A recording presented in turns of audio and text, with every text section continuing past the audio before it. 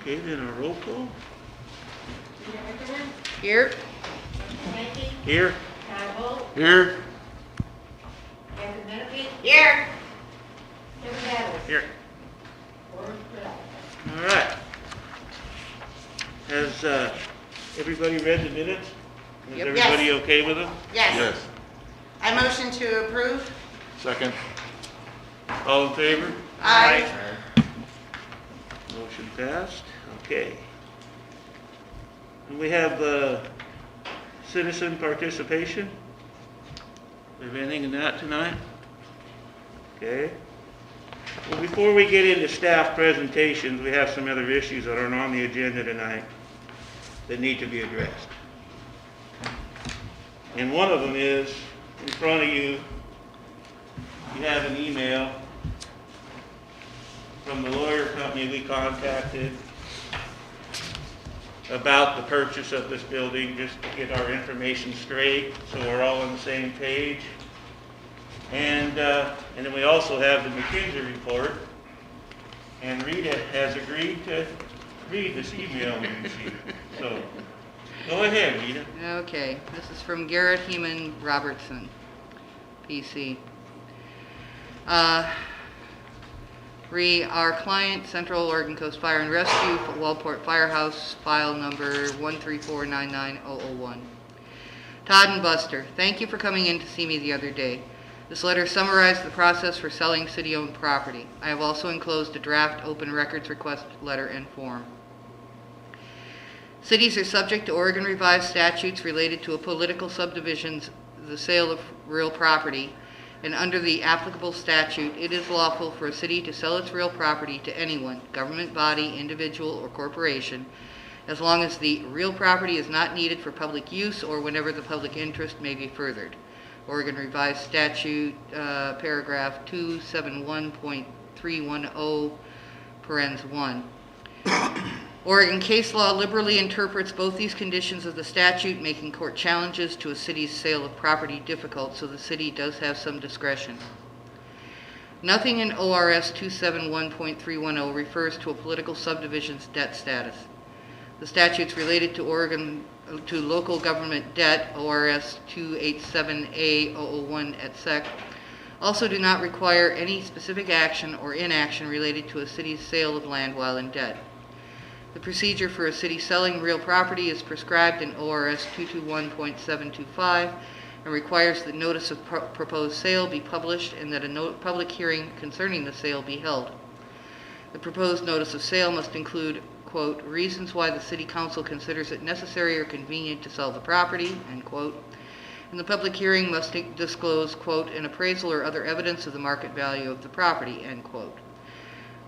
Paragraph 221.725, parens 2 and parens 4. The City of Waldport has municipal ordinances for the disposition of personal property, Chapter 2.24, but not for city-owned real property, so Oregon statutes entirely control this analysis.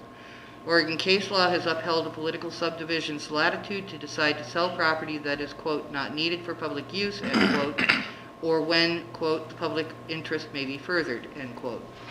There are no City of Waldport ordinances that we could find related to the sale of real property that would restrict the sale beyond the restrictions in state statutes. Next time you speak with the city manager, I suggest you ask him for specific citations to the laws or policies that he has mentioned in the past.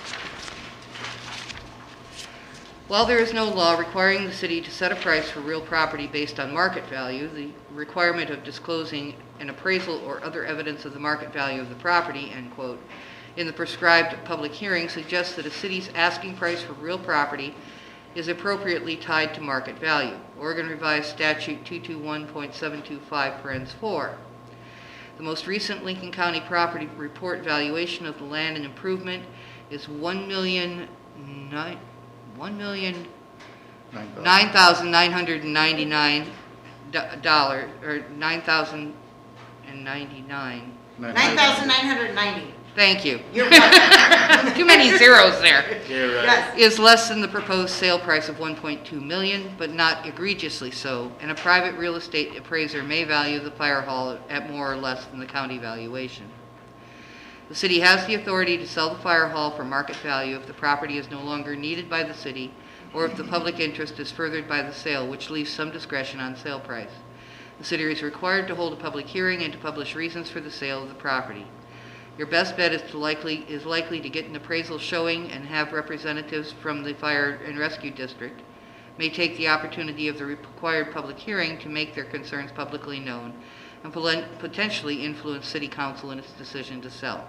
Of course, this is more of a business decision for you and the board to handle.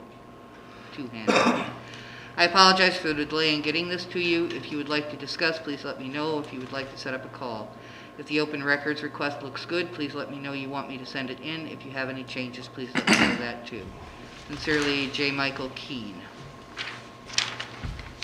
And I will add to that I spoke to Mr. Mike Keene last week, and we have requested all documents from the time of the city owning the fire department to the transfer of the sale of the fire department to the fire district and all information there above. But it should be pretty clear that you come to your conclusions. Well, from what I can understand from this, then this gives us some foundation and a degree, whether or not the city agrees to it or not, is that the city could choose to sell it to us for $1, and they could choose not to, and they could choose to try to do market value. Is that correct? That is correct, but they were going to have to hold a public hearing Yes. that states why they're trying to sell it out from underneath us. Which is- This is still a public building. It's owned And by it would John further Kuczynski. the public interest by having us still maintain it, and then, of course, our public would be very needed in those voices. And then also, given the fact that, I know I'm jumping ahead a little bit, but this McKinsey Group is, over half the square foot of this building would have to be demolished, and therefore, if that is the case, why would we want to pay for that? So now you're looking more along the lines of possibly around $500,000. Possibly, max value. Possibly. You could go ahead and read the McKinsey report too, Rita. Okay. Let's see here. Central Oregon Coast Fire and Rescue Property Value, project number 2200149. Dear Jamie, as a follow-up to our recent conversation, McKinsey is preparing this letter for Central Coast Fire and Rescue District to take into consideration as they negotiate a potential purchase pricing for the subject property at 145 Northwest Elsie Highway, Walport, Oregon 97394. Our understanding is that there was a relationship or agreement between the City of Walport City and the district with the existing structure. The city owned the facility and the district co-occupied the facility with City Hall functions. The city has since moved out and has offered to sell the facility to the district for $1.1 million for the collective site and building. McKinsey recently completed a seismic assessment of the facility to enable the district to submit a grant application for a seismic grant through the State of Oregon's Office of Emergency Management. As you know, while the facility would be eligible to receive a grant through the program, the apparatus bay does not meet seismic performance requirements for an essential facility and is significantly undersized in both front to back and side to side dimensions to be able to accommodate modern day apparatus and provide adequate space between and around the vehicles to meet optimum long-term emergency operations. Because of this, the entire apparatus bay will need to be deconstructed and constructed new. New construction is not eligible for the state's seismic grant program, thus the entire cost for demolition and construction of the new apparatus bay will be something that the district will need to fund. The entire existing facility is approximately 8,337 square feet. Of this, 4,710 square feet is the apparatus bay and associated supporting spaces for the station that would need to be demolished. 4,710 square feet is 56% of the total existing structure, and it would seem reasonable that the district only pay for the value of what they will be purchasing and able to keep and seismically upgrade and renovate, not the full asking price.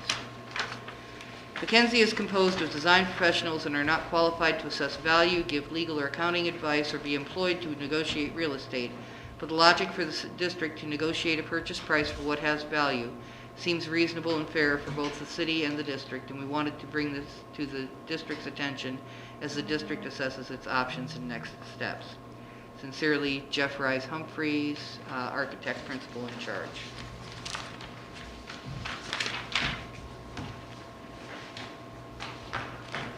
Any comments on that or anything? Buster, you got one down there. Oh, Oh, go ahead. not a public comment, I know it's not the right time, but can I get a copy of those two letters because I cannot hear well, maybe it's the mask. Thank you. Sorry, my projection is a little muted. No, you're doing fine, it's just the There way you go, it right is. there. Thank you very much. Yeah. All right.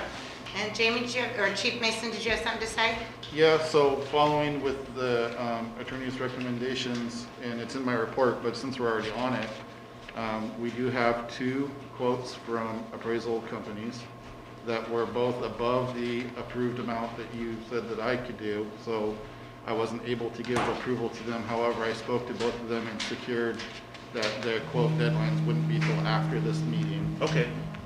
So what I'm looking for is, they're in your packets, your board books. Right. And I'm just looking for direction if you want me to move forward with either one of them. One is lower than the other in cost, so. So when I reviewed those today, one of the things on the first one that was by Brian Cruz, or however you say his name, it said a 2-approach appraisal. Can you please explain to me what that means? So he felt that, because I asked them all to do a fair market value, because if this building sells to an auto mechanic, it won't be a fire station. Right. If it sells to a brewery, it won't be a fire station. I felt that if an appraiser came in and just appraised it as a fire station, it would give grounds for the city to say, well, that doesn't count because we may not sell it for a fire station. That makes sense. So he wanted to basically provide 2 approaches where he would appraise it for fair market value and as a fire station. So I would ask for a 3-step approach. I would ask to have it appraised in the 2 names that you just said, and also at half of the size of the building. So I did talk to them both about that, and it seems like the agreement between both of them is that there should be some accountability for the fact that engineers are saying the 56% of the building can't be reconstructed. They said they have to appraise the building as is, but they could look at that as something that they would add to the appraisal, that, you know, if this was not considered in the appraisal, this is what it would be also. So they did make mention of that. Yeah, and I definitely would think that that would be prudent for us to have included. And so one is 6,950 and will be completed in 6 weeks. The other one is 5,000 and would be completed in three weeks. Is there any reason that you know of that we're not aware of that one would be preferable over another? So the one for 6,950, his concerns were he felt he was going to have to spend a lot of time trying to find basically comparables along the coastline that he would be able to use. He did make mention that he did the appraisal for the Yachats Fire Station, and so he's been in the area already doing these types of appraisals. The other one, he did not make any mention of why it was such a shorter time, so I don't have an answer on the second one. Typically, that's just the way it is. Yeah. Some guys are busy, some guys aren't. I mean, Right. No, I was just see that all trying the time. to figure out if one would be more beneficial. It seems like the guy who's doing the 6-week one for more money is going to do far more research than the 3-week guy. I mean, that's how I read it. He was more informational over the phone. Well, he has some experience with firewalls and knows the area. Sounds like it, yes. Sometimes cheapest isn't always the best. I completely agree. That's why I was I asking. totally agree with that. Yep, I agree I too. brought that up last month. Yep. So I would motion that we need to move forward and that we should accept the Marinu and Associates proposal. I'll second it. Okay, all in favor? Aye. Motion passed. Okay. I will call him tomorrow. Yeah, get that. Thank you.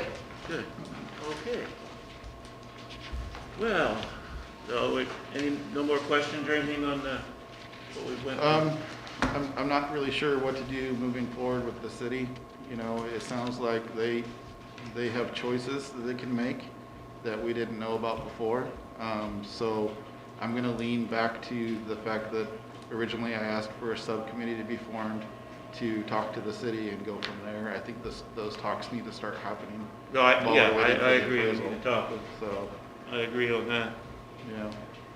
Well, I would nominate Buster and Todd to head up that subcommittee. Thank you for that. I think we already did. I think, yeah, they already are the subject. Yeah. Exactly, oh, there you go. I thought, this was another one for the city. I thought that one was for the lawyer. So no, we need to make that happen then, and so we have some information here that is pretty interesting. Yeah, I think the appraisal will come into the fold too, but, I mean, there's at least an opening point for conversations, Right. so. Well, we know the statute that's being quoted is not right, so, and that's one of their big selling points right there, so. Yeah.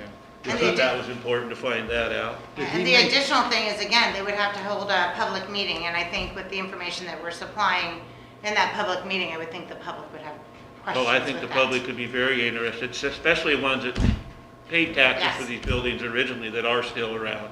So it's- Absolutely. It's not mentioned in the letter, but did he make any mention of the fact that they were using an appraisal from an insurance appraisal at all? He didn't mention that, but when we talked to him, he said that's not the type of appraisal we want to go with at all. Okay. Basically, what we're doing right now is the appraisal is Plan B. Yeah. And I just spoke publicly, and that's what it is, but as far as my consideration, this is a public building. It was paid by the taxpayers, and it will be transferred to us. Yeah. That first paragraph in there, when he starts getting into the details about breaking down that ORS almost, it makes mention that if it's to be used for public use. Correct. Right. And that's a little confusing because does that mean if it's to be used by public use by the city, or if it's to be used as public use in general? Because we're public, Yes, we are. At the end of But the thing day. is, what are they gonna do? Evict us? so, right. It also says, or when the public interest may be furthered. Obviously, the public interest is furthered with the fire department here. Yeah, My own Yeah. thought. right. It's pretty crucial to have in your community. Yeah. So, all right. Well, we're going to move on to another unscheduled event. We want to talk about the fire station up at Fire Rivers. Okay. Todd stopped by the other day and, actually, I'm kind of appalled myself, but Todd, you go ahead. Well, I, last Friday went to Junction City and I came back, went over 34, and I stopped at the Tidewater Station to check out what you guys had hired Chris Hayes to do. And what I found out was, and I'm giving a Reader's Digest version of this, that the door had been caved in, and I took the liberty of myself to know that the door was open, but prior to that, I looked up and the gutters on the building are full of dead grass that's hanging out. And this has been a concern of mine long before I was ever elected to here, that I brought up to the previous board member. And here we are into September, but that's another point. But the thing is, so I went inside the building and I was appalled. Absolutely appalled. I don't know, most people don't know it, but I was a dairy farmer for many years, so I understand pest control and that type of thing. And I was actually aghast at the urine smell from the rats and everything else in there. And then I got home about 3:30, unloaded my produce, called down here, and not a soul to answer the phone, which gravely concerned me. And I called Miss Catherine because I wanted to know if she had your phone number, and she did not. And the thing is to sum it all up, we've got a major, major problem here. There's been a lack of maintenance of that building. There's been a lack of a whole lot of things with that up there. And the thing is what we have had is we were the biggest fire danger for buildings in Lincoln County for quite some time. And the thing is of that building, it's been talked about that the building is really not necessary. Well, tell that to ISO. Then another thing is tell me that the equipment's not quite, I don't know. But the thing is the end result of this is, we own that building per se, and it's written in the deed of that property that we own that and have control of that until we deem as a district to turn it back over to the property owner, whether it's sold or whatever it's done. And there has been nothing but remiss on that property in that building. and I want to know what you're going to do to take care of it. So we've already proceeded to take care of it. Obviously, the vegetation's been cut back. I myself went up there with a firefighter just yesterday and blew out the bays, tried to get all the debris out. We've ordered the bait traps that we're going to put throughout the building to try to get some better rodent control in there. However, the bigger issue is the building needs to be sealed. The building is not sealed, and Hold on. The thing is remember, I own 2 dairy farms, one in Tillamook. I grew up in the Odyssey River. Yeah. We fought the rats always. You should always have rat bait in that building. You should always have it under control, anytime, every time. Do you realize what those wood rats are gonna do to the fire trucks that you obviously are not maintaining? Yeah, They're gonna eat the wiring out. that's why we swapped the trucks out and fixed the trucks that were there before and cleaned them out. This is something that has been in progress. This isn't something that has just been completely neglected as of the last few It months. appears that it has. If It's Todd been hadn't pretty bad. stopped in there to relieve himself and seen the door, when's the last time somebody actually went there and even looked at that building? We were About a just week up prior there. to that, Huh? about a week prior to that, Okay, so all I'd have to apparatus disagree is with fully you. functional and certified at this point. correct. Yes. You can go up there right now and take that stuff to a fire, it's ready to roll. Yeah, Absolutely. we just literally finished with True North doing the pump testing and the repairs to those vehicles. Well, you didn't think to clean the rat crap up and stuff at that time? We've been up there working on this project. No, This is prior not- to Todd stopping there is what I'm at. You were there a week ago, but the conditions of the building were okay at that time for you? No, they have not been okay with me and for a long time. Well, that's what I'm saying, we wouldn't even know about this if Todd not stopped. So whose watch is this on? We go up there, Whose watch is this on that's responsible for this? you could put it on me as the fire chief. Okay, because that's not acceptable. And I don't think the taxpayers in that end of the district would be very happy either. Okay. There We've is been no working- excuse for that. We've been working to put this entire district back together.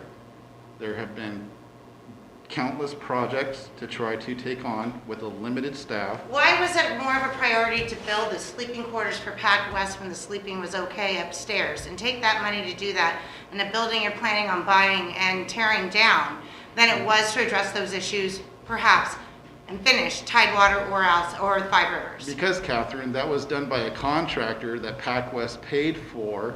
The only thing we had to do was make the space available for that to happen. So we had no money that we put into the upstairs quarters? Into the upstairs quarters, that was done over a year ago. I don't, but did That we? was not part of the Pac West quarters that you're speaking of PWA paid upstairs. for it. Mhm. PWA paid for that too. So Pac West paid for upstairs as well? Correct. Okay. Yes. That's not your, okay, again, so here you are, instead of asking me who paid for it first, you're You're just right. assuming that we put priority on an outside agency over our own agency. You're right. One of the concerns I had, and I know we met and we talked, on one end, you're telling me that you took this money and you fixed the apparatus that was there because Yes. it was broken. Yep. So I said, okay, so that's great.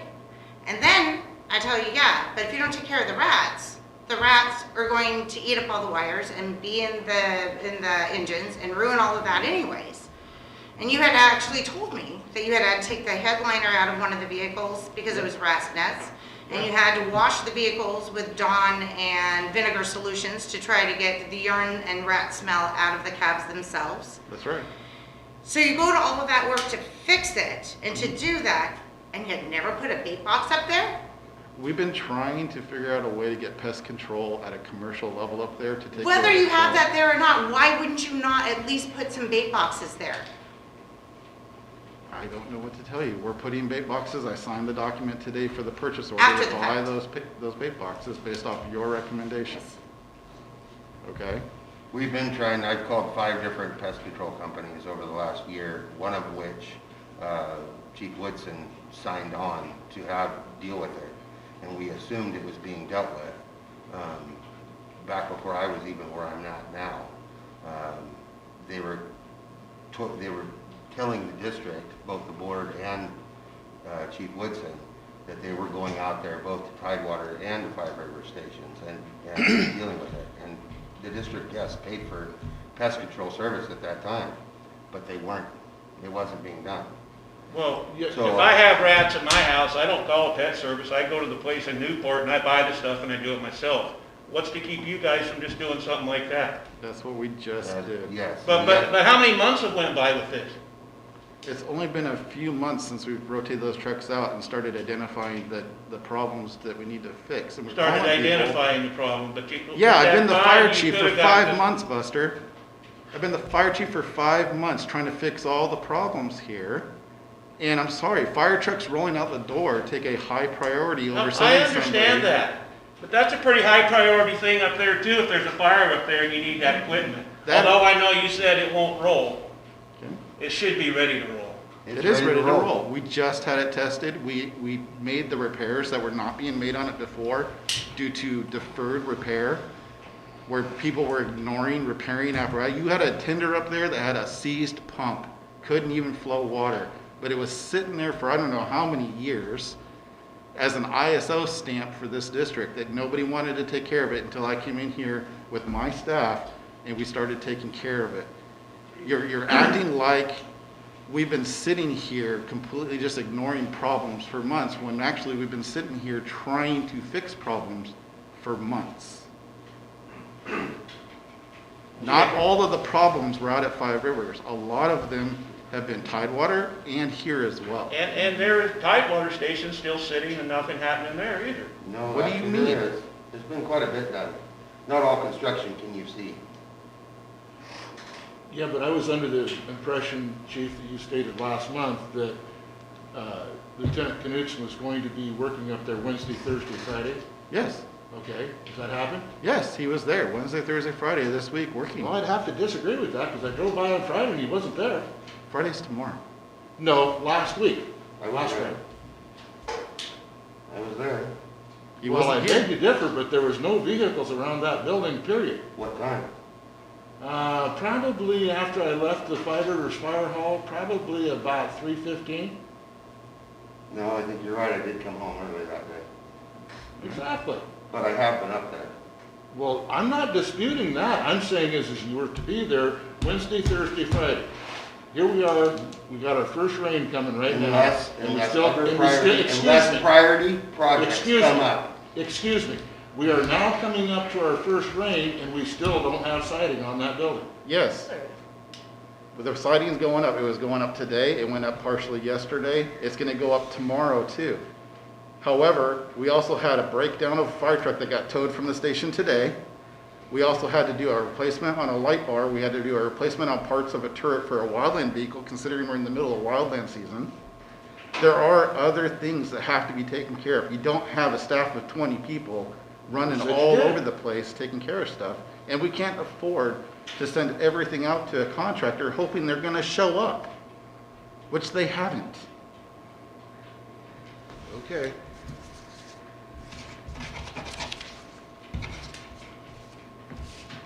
All right, so that equipment up there is ready to roll on a moment's notice then, right? Right. It's- Except Just- nothing has anything in it except some old hoses and some shovels. There's no extrication equipment. It has- There's no There's anything never else. been extrication equipment So up there. they're Again, not ask me ready- questions to be knowledgeable of what was Right. there. I'm just saying that you even told me that there is no scenario that those rigs would ever go out on, ever once. I You did would not get- say there's no scenario that they would never I go out. asked you specifically. I actually gave you a scenario that they would go out on. You did not. You said Yes, you would. I did. You said you would always stop at Tidewater first. I said the scenario that a truck would leave that station was if somebody happened to be driving on 34 in that Happened to be area driving and happened to have their PPE and happened to go have there. their PPE Yes, and that go was there. the one. That is a The one in the scenario where middle. those trucks would leave that station. Mhm. I gave you that over the phone the other day. No, we talked in person. Yeah, when we talked in person for an hour about this as well. Right, but you had said that that'd be the only time those would go out, and basically those rigs are there for an ISO rating and not necessarily as a functional fire department. The reason that they're not there as a functional fire department is that there's nobody out in the area that lives near there that's responding to that station as an assigned station. So yes, if somebody happened to be in the area, if Eric was up there working on the station and happened to be there, those vehicles would leave that station. At midnight tonight, unless somebody is driving by the station, they're not gonna leave that station. I'm being honest. The And only he'd have all way, the equipment on there that he would need to do whatever he needed to do. he has the minimum ISO equipment on there Okay. that's needed to be on there. There's never been extrication equipment on those vehicles. It was just an example. Okay, well, there is a full complement of hose that I'm trying to get consistent with the other engines that we have, which is why I just submitted a grant for hose through Tribal. There is a full complement of tools, adapters, it's full of water, it's full of fuel. It can go out on a fire, it'll pull a line, it has nozzles on all the hose, and it can fight a fire if somebody took it out of the station and did that.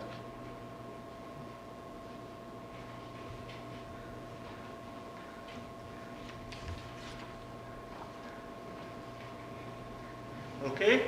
You got anything further? No. All right. Well, moving on. I have a little question about our media connection with Information Station. Your information officer, now, do they own Information Station? I own it. You own it? I own it. Where is your guys' office located at? We are a virtual office. Where at? We're a virtual office. We do it out of our house, Okay. Out of your house? out of my house. But when I see Information Station online all the day long, you're not doing that out of your house, correct? No, we do that online, on our phones or From tablets. here, though? No. Usually if there's a major call, I will take a break when I'm allowed and post. Or most of the times, it's usually calls when I'm at home. I'm on my own time when I do it. So you're not conducting any business for Information Station from here? No, None? no. That's not true. We share the printer and they do print their flyers Except off that. of that printer. But that's They usually provided af- us and with that's that after printer, hours. which is giving us a cost break from the previous contract we had before, a large price break. Because we're not having to pay for the contract and the materials. We're just paying for the materials that we're using. Okay, well, I'm And- just a little confused. And when they do that, because I am privy to it, they're doing it after hours when they are off their timesheets. I watch their timesheets very closely because I'm monitoring our overtime very, very closely. Well, I just curious. My question is how did we get involved on a personal basis with the district and Information Station with some sort of printer? With the printer, Yeah, that's what you just said, wasn't it? Am I not correct? they offered it to us as a share, and we found that that was a benefit to us as well as to them. And so we went into a share on it. This happened a while ago. We're trying to get rid of the one that's on contract. It's going to end in November, and they'll come pick it up and take it away. And that one doesn't have the full features that the one that we're sharing does. Right, but that doesn't make a lot of sense to me that we would be involved with a private enterprise with business with the fire district. How so? We're I guess I'm involved in a it. little confused as you're, A little confused. The thing is they are a private business, okay? okay, We are a district. yes, We are a government body. yes, Okay, these two are employees of the district, am I not correct? yes, Okay, so Ms. Knutson owns, quote unquote, owns the company, okay, okay? And you have entered into an agreement with them with a printer. yes. Do you not see anything there that would make you want to go, why are we doing this? I am in an agreement with a private ambulance company to share half of this building and our vehicle bay and our medical resources. Are we gonna question that too? Because No, that's a two private different business. worlds. How is You're that two talking different about worlds? an ambulance service Uh-huh, that the district chose to get out of the ambulance business, yeah, and it wasn't totally copacetic how that all went on down. And then we now rent them a portion of our facility. yeah. Okay, so the thing is Information Station renting a portion of this facility? They're providing us the printer that we get to use and print our documents on. We're not paying for that printer. They're providing that to us. We're just paying for the materials that we run through it. Our materials, which is our paper. I guess I'm not seeing things correctly here, but the thing is PAC West has nothing to do with the district outside of just renting our space from us. Am I not correct? Say that one more time. I said PAC West has nothing to do with the district outside of renting that space in the fire hall in the Bay Area and the living quarters. Am I not correct? They literally interface with us on a minute-by-minute basis. How are We you have going to say they do volunteers that are not? Working for them, we're pretty intertwined with them, I'm pretty Yeah. sure. Yeah, I mean, we literally have volunteers that work for them, right? yeah, And we've gotten multiple employees from PAC West at this Yeah. point. and vice versa. I mean, I guess at this point, I'm a little confused. Did I miss something? Because I feel like you Yeah, guys are I- being really super, like, aggressive towards these guys, and I'm confused why. I guess, am I missing something? I just think there's some questions we have. We would like to have some things cleared up. Okay, I mean, it just seems like you're really aggressive about it. I'm not I just aggressive, feel like I'm maybe just- a little bit more You think this is not aggressive? Yeah. This is not It feels a aggressive. little It's not aggressive. Let's get it out on the table and talk about it. Okay, I just wanted to make sure. I just thought maybe I was missing something, so I just wanted to put it out there. No, okay. I Well, mean, I'm just, like I was saying, all the rat poop up at the fire halls, that alarmed me, I gotta admit, and we're just finding out why some things are how they are. And I'm just wondering the connection between a private business Okay. and our public fire hall, what's going on there? I mean, I've had a lot of people ask me these questions, Okay. and I don't know the answers. Okay, I was just trying And to. that's why I'm asking some questions, because there's a lot of people saying, how does the information station work out of the fire hall? I don't know, that's, Gotcha. and we're asking the questions. Okay. And they're in charge of the media, outgoing, and emails incoming. And then your operation, or your information officer, wife owns the business, I'm just kind of concerned. I've had some So, surprising amount of people. what we do here is a free service. We actually provide it free to the city when they ask, to the library, any nonprofit organization, we've done multiple. We could easily charge for it, but we don't. If the printer being here is a problem, we're more than happy to move it and take it out. We are very big at separating. That's how we've been able to work together for the last 12 years. When I worked with Ocean Odyssey Vacation Rentals, he owned Mr. Wizard. I was his boss. We were able to separate. We pride ourselves on being able to separate. Everybody that works with us knows how much we separate. Well, I didn't even know about the printer, I'll just say, people have been Yeah, so asking the me questions, printer- and I myself, I just wanted to know. That's, The printer, we shut down, so Information Station had an office, a storefront, that was shared with the Mr. Wizard office. When he shut down Mr. Wizard, we shut down the Information Station office because it couldn't afford to pay the full rent. We offered to bring the printer here so that the district could have a colored printer, so that things could actually be colored, not just black and white. At a shared cost, basically. We own the printer, so all we're charging for is the copies. It's actually saving money from what we're paying now for just black and white. So we don't actually, we're actually right now, it's all free because we've agreed to not actually do an agreement until the current printer lease is up, which is not till December. So January basically would start an actual agreement between Information Station and the district. But see, you have to realize what's transpired here. Us new board members came here knowing that things were not copacetic. It's no different than what we just read tonight when we hired an outside attorney to give us guidance in what we should do with the city. The question was arisen, was what happens if we end up where we end up right back now?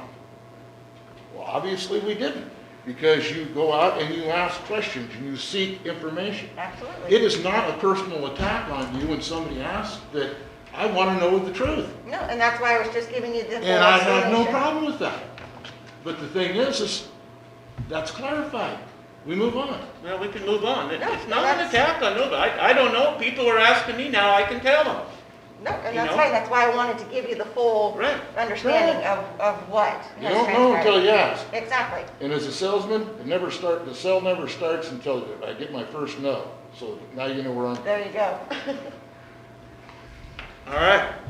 Well, then let's move along then. Let's go to the staff presentation. Okay, staff presentations. So for the month of August, we ran 17 fire calls, 58 EMS calls, 3 vehicle crashes, 1 surf rescue, 14 lift assists, and 1 public assist for a total of 94 calls for the month. Our total for the year right now is 904 emergencies, which I do believe puts us ahead of last year's, even with the increase from last year. So far for this month of September, being halfway through, we ran 4 fires, 53 EMS, 5 vehicle crashes, 2 surf rescues, 5 lift assists. We haven't had any other assists, and we are at a total of 69 calls for this month so far, halfway through the month. So if this was to stay on track, then obviously we'll have a busier month in August. How is the new fire truck performing? The new engine? Yeah. It's doing great. We've done so Eric built a custom mount into it that's going to hold the computer that they use for response and talking to dispatch offline. And so it actually articulates out towards them and holds it safer on the cab so it's not swiveling around. We put the new light bar on it just the other day, so it's now back up to NFPA requirements because some of the lights in the other ones weren't flashing the way they were supposed to. And those ones just have to be replaced completely. We can't fix that. We are going to keep that light bar in case we need it because we can replace the lights internally on it. And so we have that frame if we need it later, but the new light bar is up and running, ready to go. Okay. And our extraction gear, where are we at with that? He's still going to be here towards the end of this month. I've been keeping in touch with him. He sent us the invoice so that we can have the check cut and ready once he does get here. And then, but we're not going to give it to him until we take possession. Because of it does sound like that battery extraction gear is definitely superior to the 2-man hydraulic system. Yeah, I hate to admit it because I come from a time when hydraulic was the main. But Didn't yeah. Chief Woodson order the hydraulics when he was here? Some of them, yeah. Some of the ones we're trading are from an older set too. And actually, I've been reading up on them, and the battery-powered ones actually have more strength almost now than the hydraulic ones themselves. So Yeah, sometimes. One-man operation, Yeah. it does make It a lot. depends on the model, but yeah, there are some Okay. out there that are really strong. Yeah. All right. For training, our total hours so far this year is 1,989 hours and 3/4 hours. We did move the academy. I spoke with the rest of the districts that typically participate in our academy, and they all agreed to move it to October. We're trying to confirm for 4 recruits, but right now, in terms of guaranteed to go through the academy, is 2. So if we get the application from the one back and we finish the background check on the other, then it'll go up to 4. So, and we're still recruiting. We sent out a flyer. We put an article in the newspaper. So we've been actively trying to recruit. It's just not yielding a lot of results. We did hand out 3 applications at the open house. Not a single one of them came back. So I was gonna make comment about, because I was seeing hours go down last month on training, but we did have our crews going out and doing a lot of maintenance work on hydrants and cutting back weeds and painting them. And I was gonna make a comment about that I'm very uncomfortable with our training hours being affected, but our training hours are going back up again, so I don't really have a soapbox to stand on with that, so.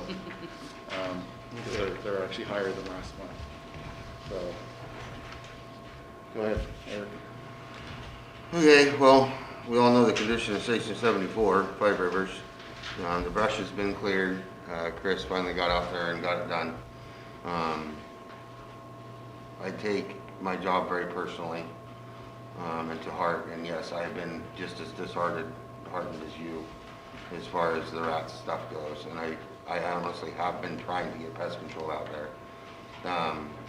When it was brought that it was going to be a bigger issue, I did bump it up on my priority list, because it being a station that isn't responded out to or from, it yes was lower on my priority list of my long laundry list. I understand that.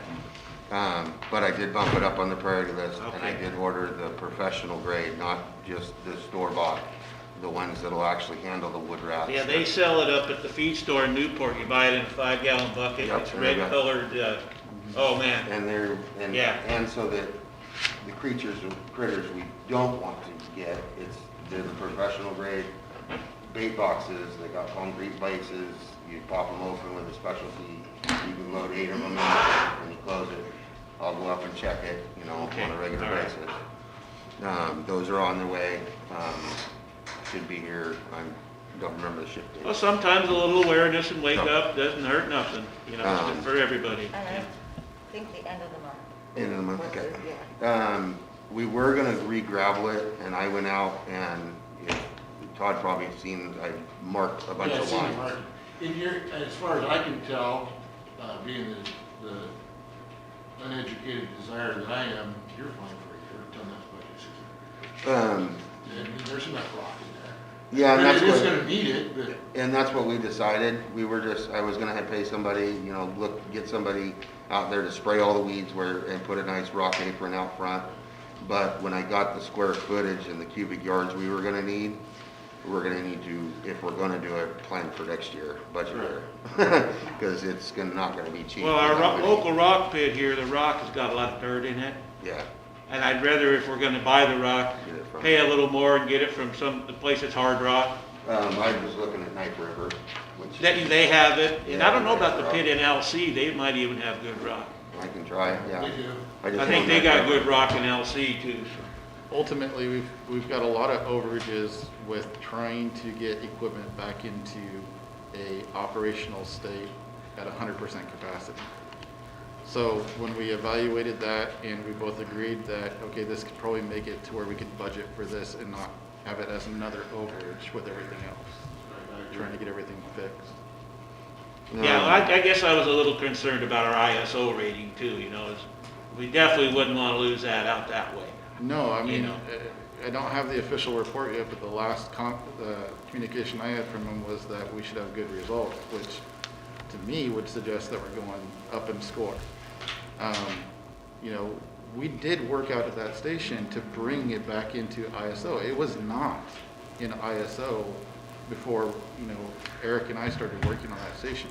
You did not have a heater system out there. The generator was not working appropriately to maintain the trucks or maintain the facility. Does it need a different generator? No, we fixed it. You fixed it, okay. Yeah. We fixed it. So this is what I'm saying is that, yes, I understand and I take responsibility for the fact that the rats are getting worse and that it needs to be handled. But I don't want the picture being broadcasted here that we've deserted Five Rivers and we haven't been doing anything up there. We've been doing a lot up there to try to bring it back into an operational building, even though there is a low likelihood of those vehicles going somewhere. We spent days cleaning the vehicles that were up there. That's another thing that I've got a eyeball on is, at least I didn't expect we would be at this point with the board currently having to deal with what we did tonight. But the thing is my thought is, we need to have a serious conversation with Consumer Power. They need to help us put power in there. And what's it look like when the power company wants to give us a hose of $100,000? I don't think so. I think we should set up a meeting, and then the board or a committee or subcommittee, we go to their board of directors and say, hey, We need to do that anyway because we are catching some issues with them that Eric will probably I was just gonna describe in cover detail with Tidewater. They're asking us to do more work than was originally stated when we started that Maybe we project. need to go have a meeting with them soon. Yeah, I think we need to do something because what they're asking us to do is I think in their benefit and not a dual I benefit. think Consumer Power is owned by Warren Buffett, so I don't think we'll be meeting with their board. Just Probably not the just to board, put that out but, there. Yeah. I don't think Well, Warren Buffett's board. so- consumption power is actually a cooperative. Consumer Power? Pretty Yes, it's a cooperative. So, yes, that would be great, because it'd be nice to have. Me and Todd had already talked about approach him about the Fire River Station. Maybe we could get some power down there. So, but So here's we could the address thing. the It doesn't- Tidewater situation also. It doesn't matter if you're with Pacific Power, Central Lincoln PUD, Consumers Power, PG&E. It is the owner's, property owner's responsibility to bring up to their standards that they set. I met with, and I'll, like, just jump down to 72 real quick. I met with Faye at Central Lincoln PUD in regards to breaking out the removal of these lights. And yes, that would be a cost that would have to be incurred by the district, which I'm sure Chief Mason will go into more how and why we're trying to break projects out at this point. We'll go into that in more detail, but it's going to be a cost to us, and it's a typical thing. It'd be great, we could try it, I'm not saying don't, to do a subcommittee, but I think you're going to run into a pretty strong head that's just going to say, well, you know, this is your job. We set our standards for what we want. Like Consumer Power, one of the things they requested at Tidewater. For one, I had the concrete contractor run the conduit up to the pole that's on our property, which is where the aerial drop used to come to. I figured it's right there. Just put another riser on it and bring it down, tie it in the meter. It's already hooked up once. They see it as a new connection. Being a new connection, New connection fee. being a new connection, now they want me to, and I've got Chris Hayes coming over on Wednesday next week.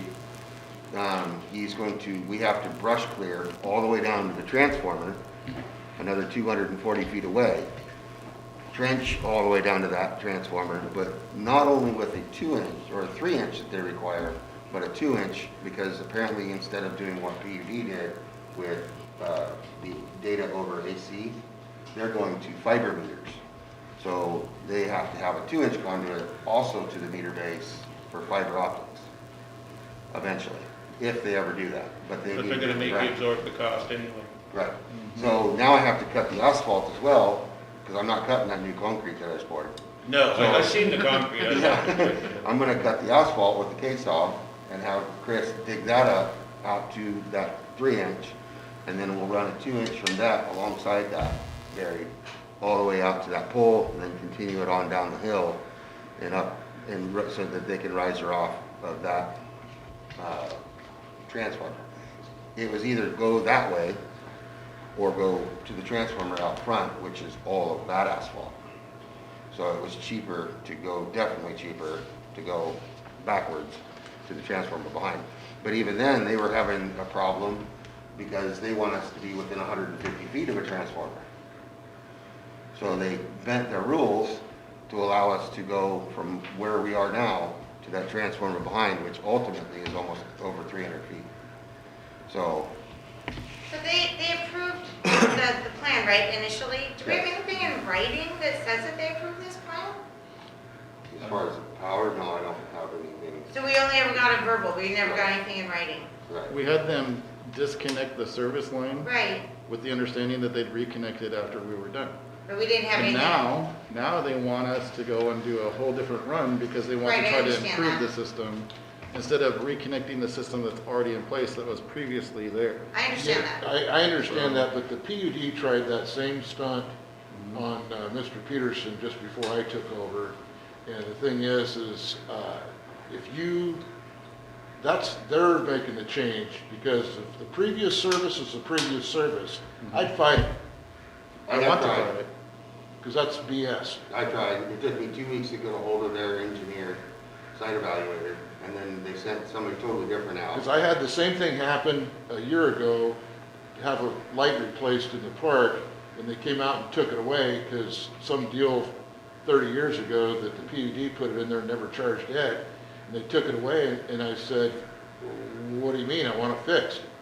And the thing is they wanted to charge me for a new service and all this other stuff. And I said, no, go to hell.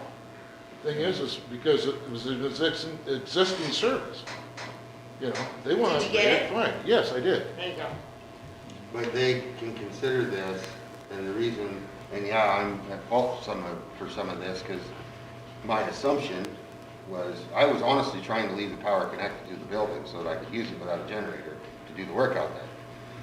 But it got wet, the meter, because obviously there's no roof at that point, it got wet and energized the metal conduit, therefore not a good thing. So I just told Chief Woodson at the time, I said, can you have them just disconnect the meter? And instead, they ended up taking the meter and the line off the building. That's now what has become a new connection, is because it no longer can go aerial. It has to be, because it's new conduit, it has to be underground. So would one of you like to? I was team gonna up say, with I'd me? like I to would nominate have- Todd, I would not then have a Buster problem to doing talk to it. the, I think Todd would be really good at that. Yeah. I have no problem with that at all. I'm going to, unless I hear otherwise from you that there's something changed, I am just gonna, because the electrician out there is done, and I need power. I'm tired of running off the generator. Okay. So I'm gonna go ahead with the conduit unless, because it shows up tomorrow.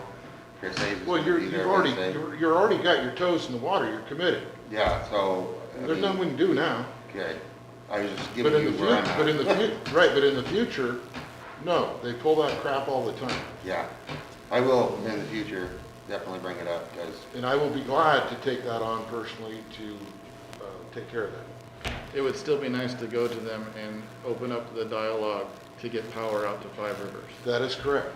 And that is something that is on my agenda. The generator idea was made, I don't know, however long ago. I don't see it as a permanent, It's not good viable. idea. It's not It viable. should have power. yeah. Yeah. You need power.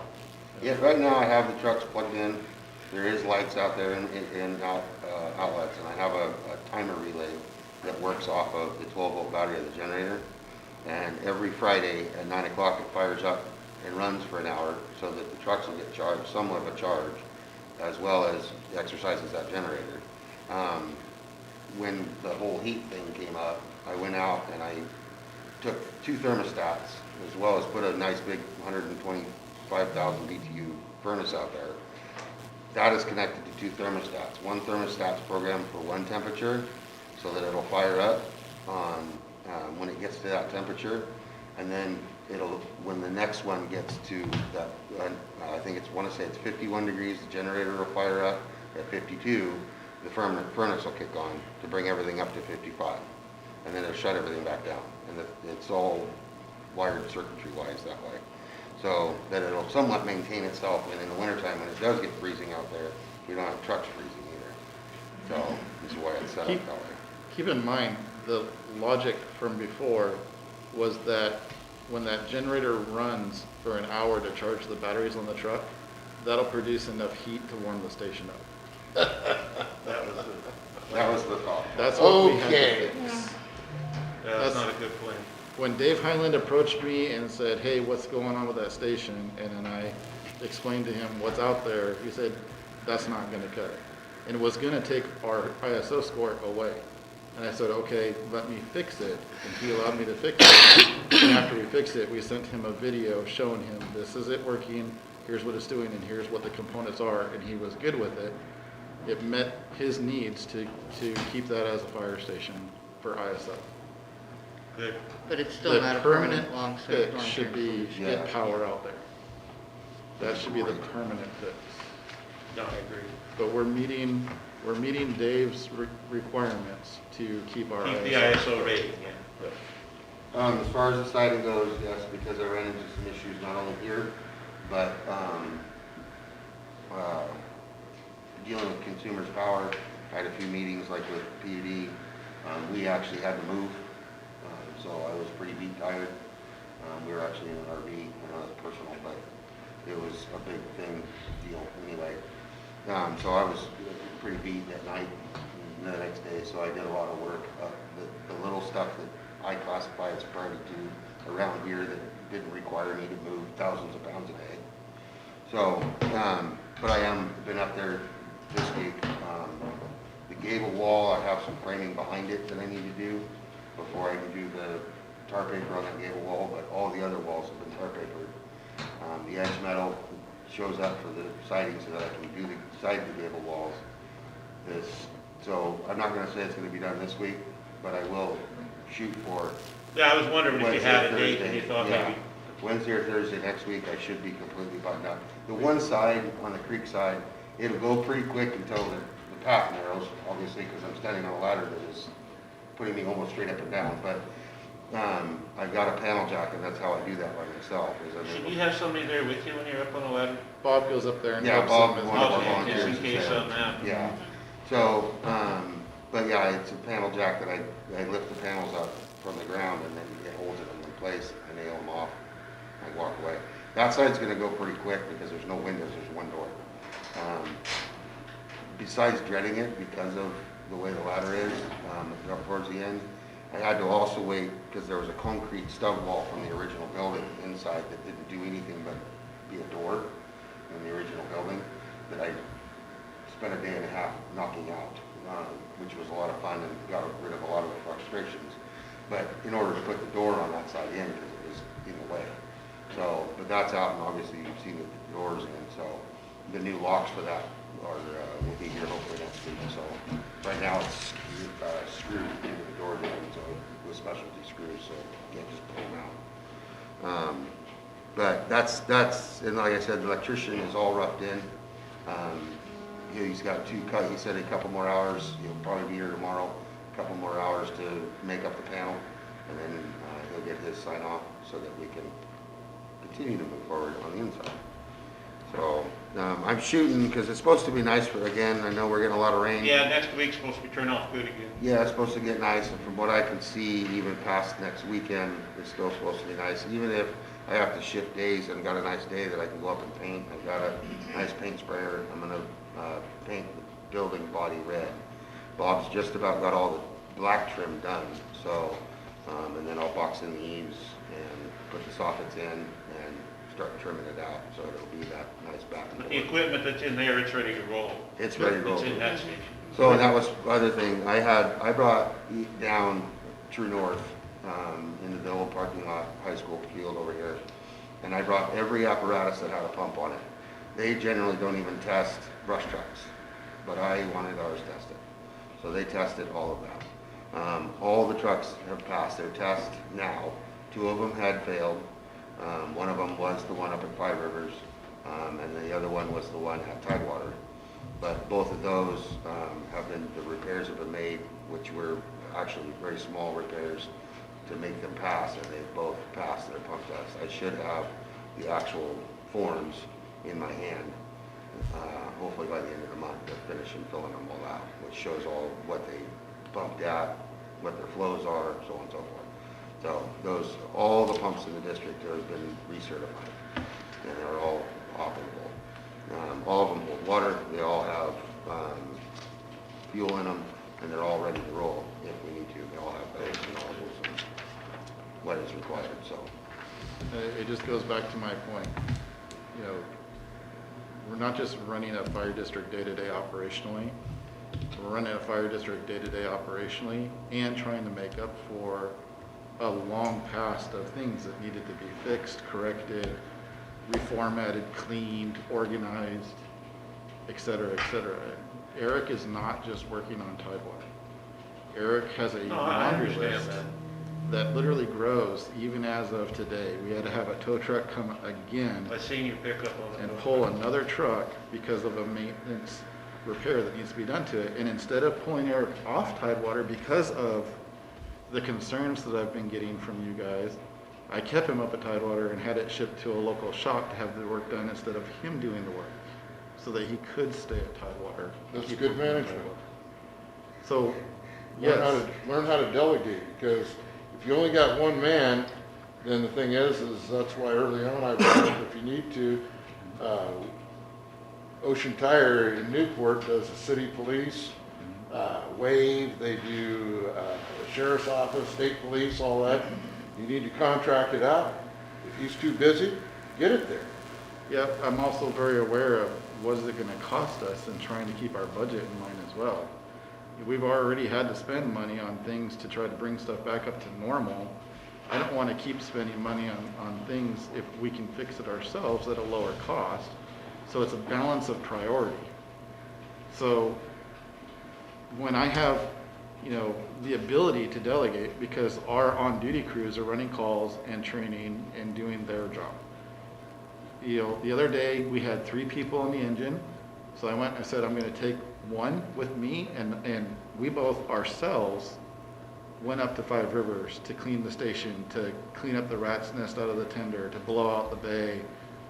We wanted to take the pickup that we took the canopy off of so we could load all those wooden panels into the back and take them to the dump because those are attracting the rats too.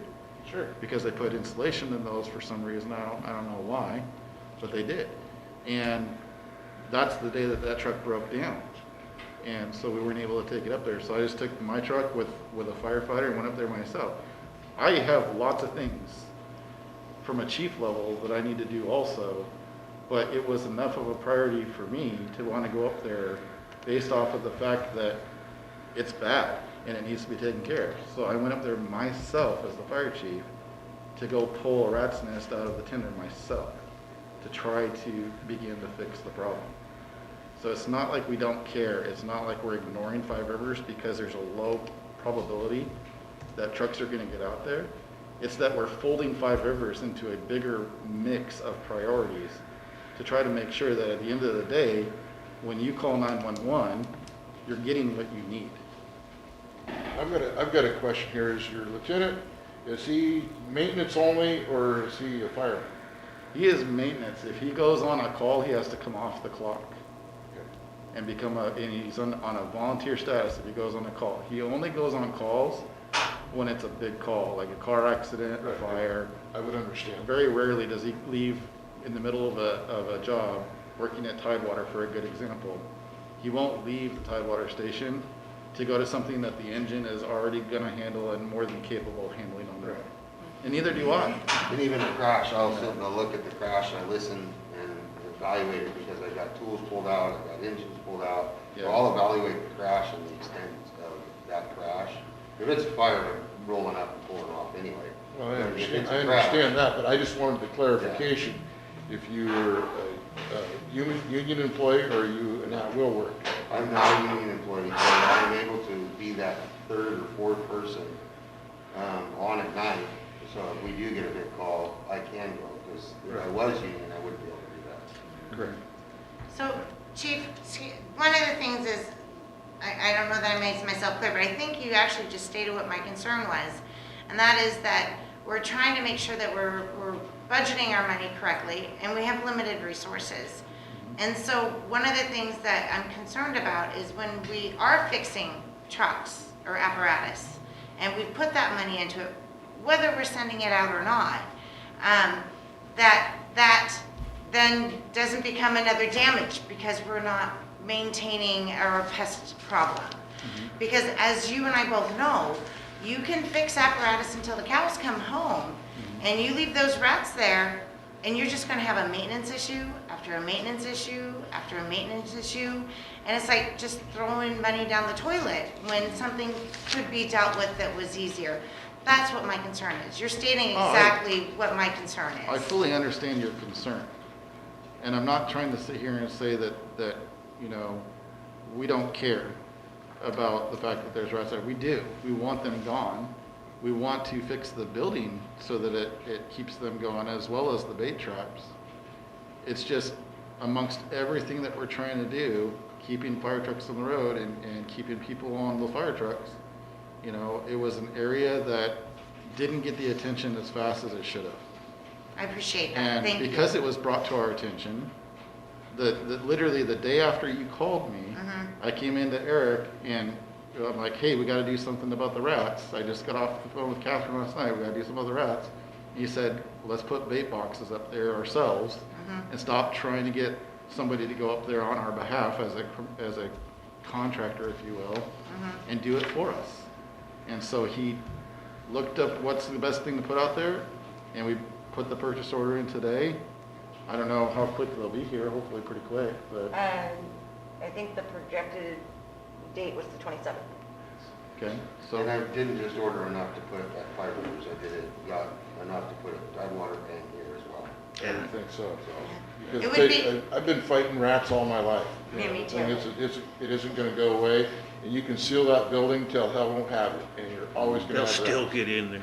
Yeah, it would be nice to throw something out there in the meantime, because 2 weeks is a long time to wait. Usually it's faster, that's just the projected. Mhm. Usually, once it ships, that it'll update that date.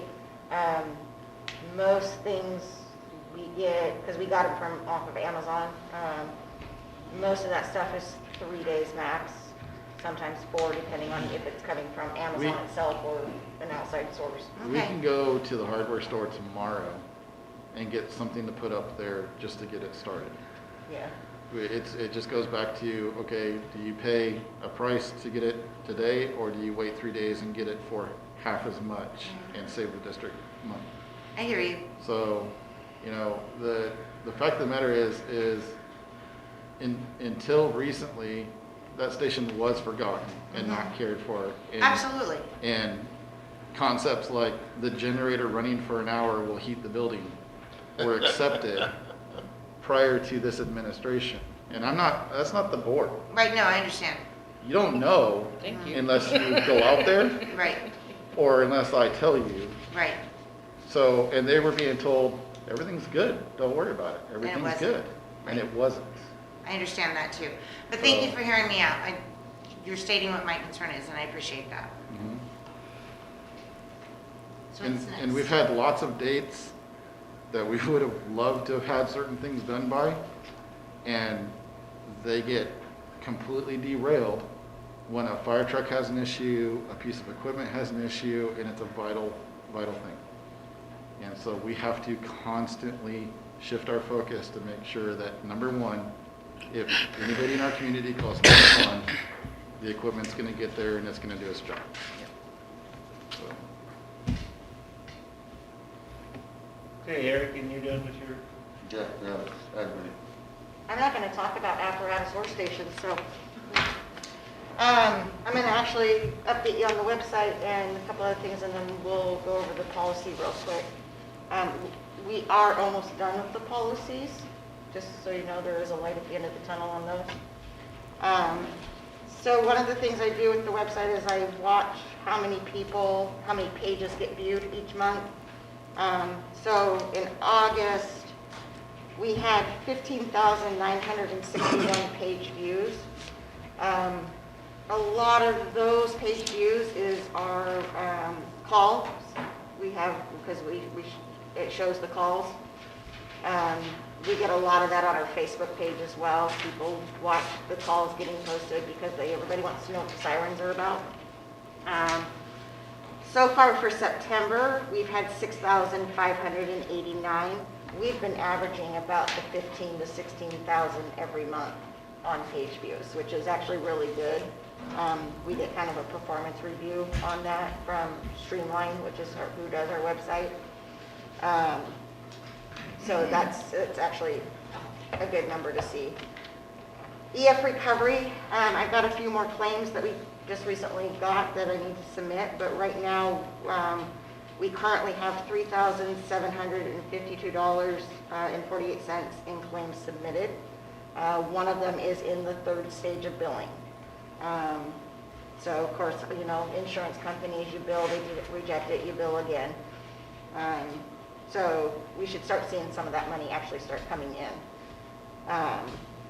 And then the policy, and I know Jan gave me some corrections, which I have fixed. And then I don't know if anybody else had any, spelling errors have been corrected, punctuation has been already corrected. But I don't know if anybody else had any changes or anything like that to that policy. Is it to all, are you referencing all policies or a specific one? Just the policy 9.1 through 9.5. Okay. Which is in the, a copy of it is in the front of your book. Yeah, so I was a little concerned about the 9.5 with the policy on alcohol and drugs in the workplace. And page 99, section C, it says that basically that if somebody has a prescription by a medical provider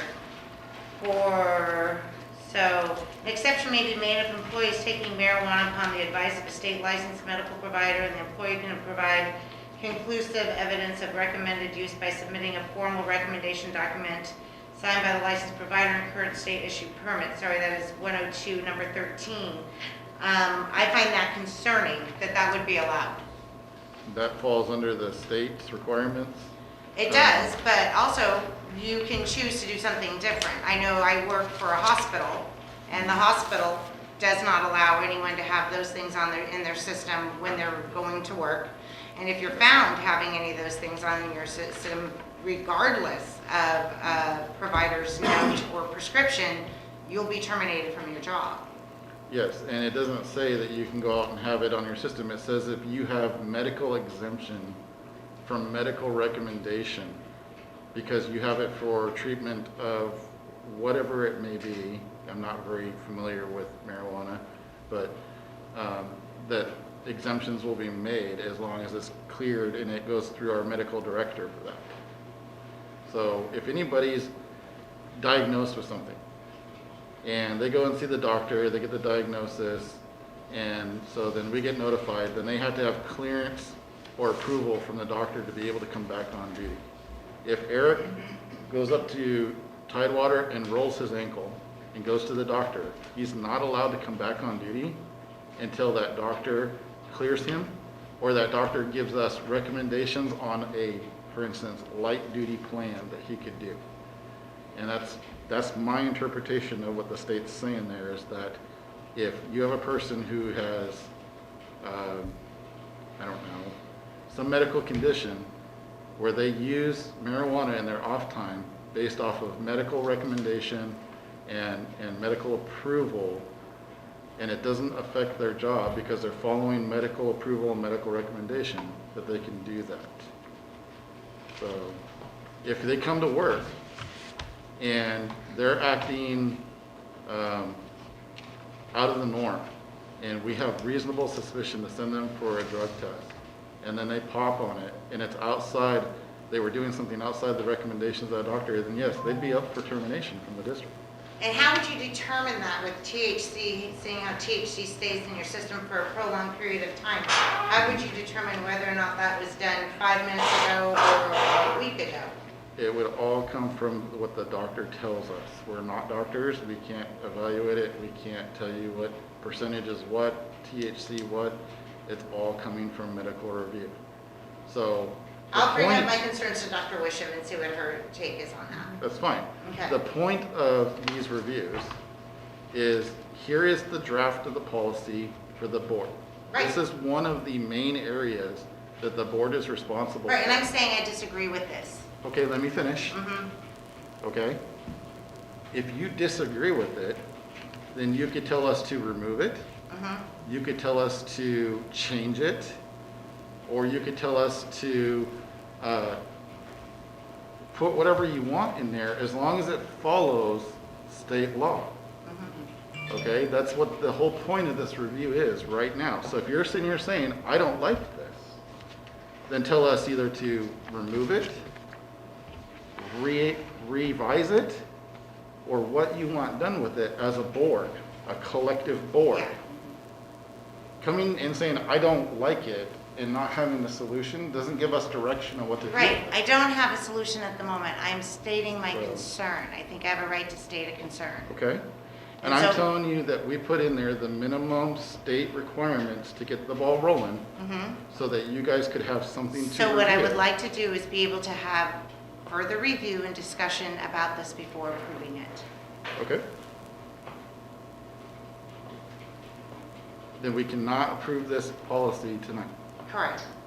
So we can continue on if there's any other changes that you guys would like to direct us on, but How are we gonna, we cannot approve it. so are we gonna do research as far as legality on that? Then do we wanna, like, do we need to contact council on whether we can remove that, whether that opens us up to future lawsuits by some employee who If, wants to sue us? I mean, where do we stand on that? Do we have to do, should we do all that? I don't really know. I'm not I a big think policy person. what so. Catherine said is we can go, we have a medical director for things like this to help us. We can Yeah. go to Dr. Wisham Yeah, and and ask she's the for- medical director for several fire departments, Yeah. and I work with her in the emergency department, and I trust her judgment regarding this. She has far more knowledge about this with fire departments than I Yeah. do. And she's gonna be here on the 27th to do training with us, and so we can ask her then, or we can send her an email tomorrow. I can just call her. You can call her, you know, it's. So you guys got whatever- this form right from the state, right? That's my basic understanding. You got this form from the state, basically. This is what most districts are basing their policies off of. So I'd also like to, if we're going to remove it, I would like to contact SDAO Yep. and make sure that it's not gonna open us up legally to be sued somewhere by some employee, so. I think Yeah. that's an excellent idea. Yeah, because it could put us in liability for discrimination to some degree. Yep. So, Does- yeah, Do the insurance companies ever look at those talk screens as being prevalent in whether or not they approve reimbursement for something or such?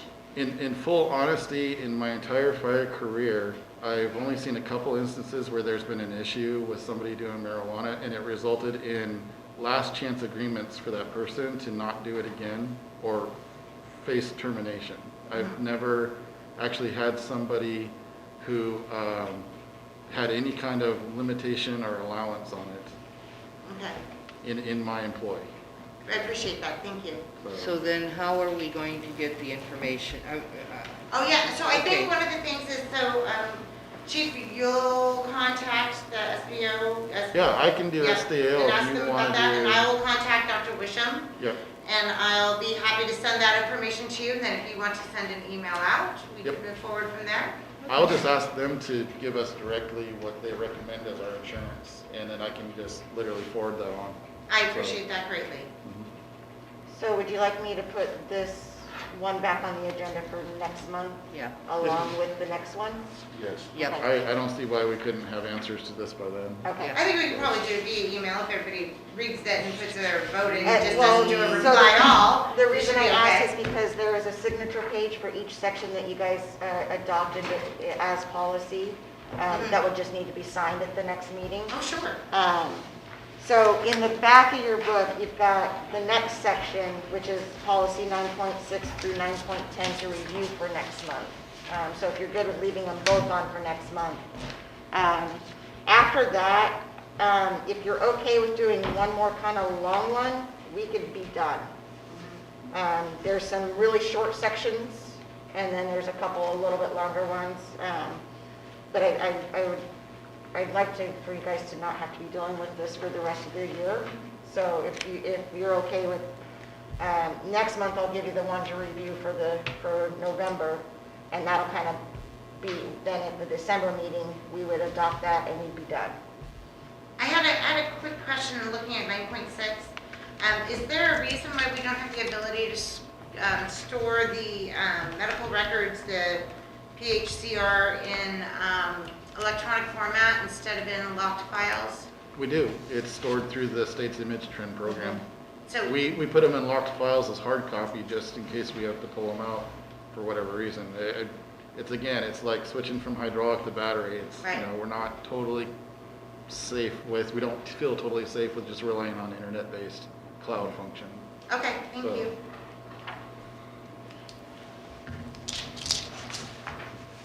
I appreciate that you guys review these policies and keep the next one on track as well, because this was something that came up that was not in official place with signatures and everything before, and it needs to be in place. I I agree. agree. So,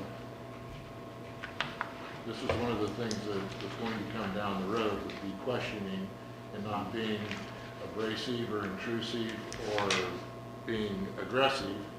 The thing is we understand there's a lot of things that need to be cleaned up. And you're doing a good job of getting this stuff done. So the thing is when we ask questions, we want answers, but also we're here to support you too. I think we're all coming out of a situation that, on both sides, where you guys are coming in to fix things that you saw from before, and we're coming out of trying to fix things that we lived through in that process. And I'm trying to be as very vague as I possibly can here. I understand. I totally understand. I think that it's hard to not have some defenses right off the bat when you've gone through that. And But you we're- feel but like, Again, chief, we're all adults. I mean, if we can't openly talk about this and we're gonna hurt feelings, I'm sorry, but we're past that stage.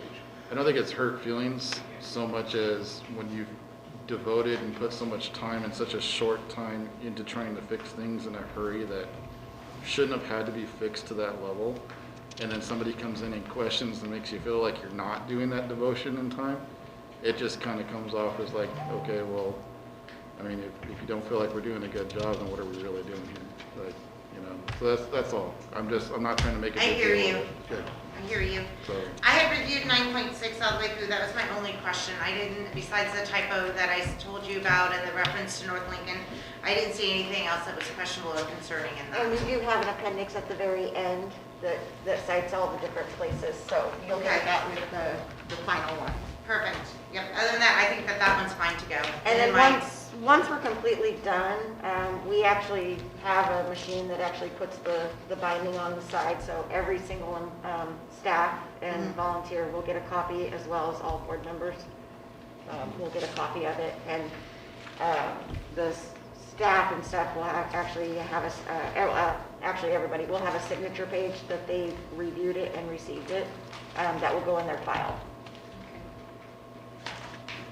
So I did read every single one of these. Those are the only really two issues that I saw in any of those. I would be fine if we can get the weight on the one for the drug policy, but the rest of them seemed appropriate to me. I didn't see anything glaring besides what I mentioned to you earlier. Okay. it's really just taking the law and putting it in there and then waiting for advisement of anything further, so. I didn't have any advice on any other changes. So we'll just shelf it and talk to the Well, medical director and Yeah, and I'll you'll talk contact to SDAO. SDAO and then we should be Yep. able to have that handled. Yeah, I don't think it'll take them very long, and she's got more access to Dr. Wisham. No, I would think that, So, yeah, I don't know nothing about that. yeah. No worries. All right, well, good. All right. Well, let's see. Do we have a union report or volunteer report tonight? The union rep is actually up at the football game providing EMS standby for the. Oh, I seen him at the last one. Yep. Yeah, okay. Yeah, the chicken dance was awesome. I really appreciated that. Yeah, we put our engine up for every home game Yep. to provide EMS standby, and so they're there unless something happens that has to pull them away from it, so. Yeah, okay, all right. Anything Sometimes they'll do that's- push-ups anything for that's good- touchdowns. That's good PR.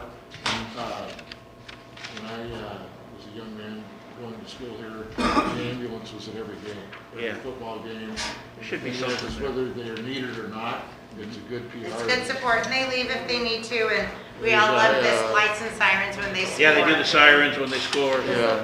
We were all there last week. I actually played on the old football field here Oh, when I did was you? in high school, when we came over for a game, because you guys used to play Jefferson back in the day. Right, right. And We the won ambulance every actually time, took right? one of our players that No,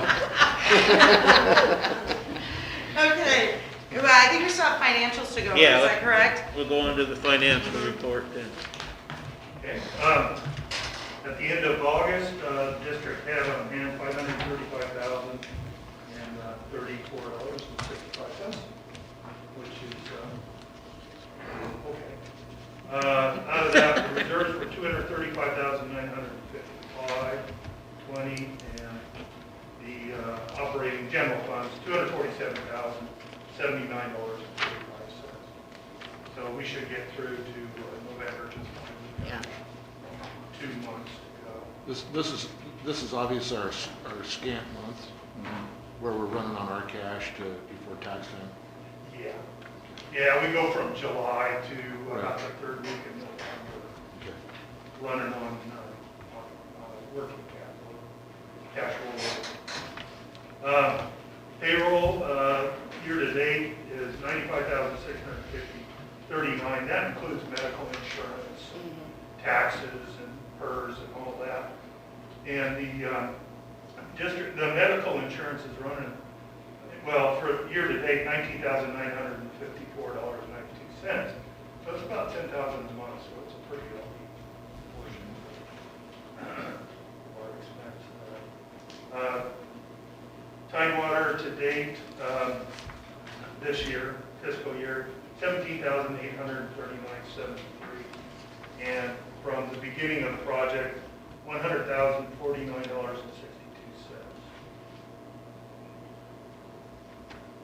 We had one invoice come in for, under the equipment levy fund that was for wildland equipment that was budgeted last year, that came in this year. And so we'll have to deal with it. Rescue boat, year-to-date, 4,776, and 3,469 of that was for canvas. But there was, the boat had some jet gate repairs Right. for $2,272. And then the only other thing I wanted to mention was brush removal at Five River Station, $1,750. So the building maintenance fund is at $3,195. And August, we could go over budget. Right. It's hard to predict what those items are. I know.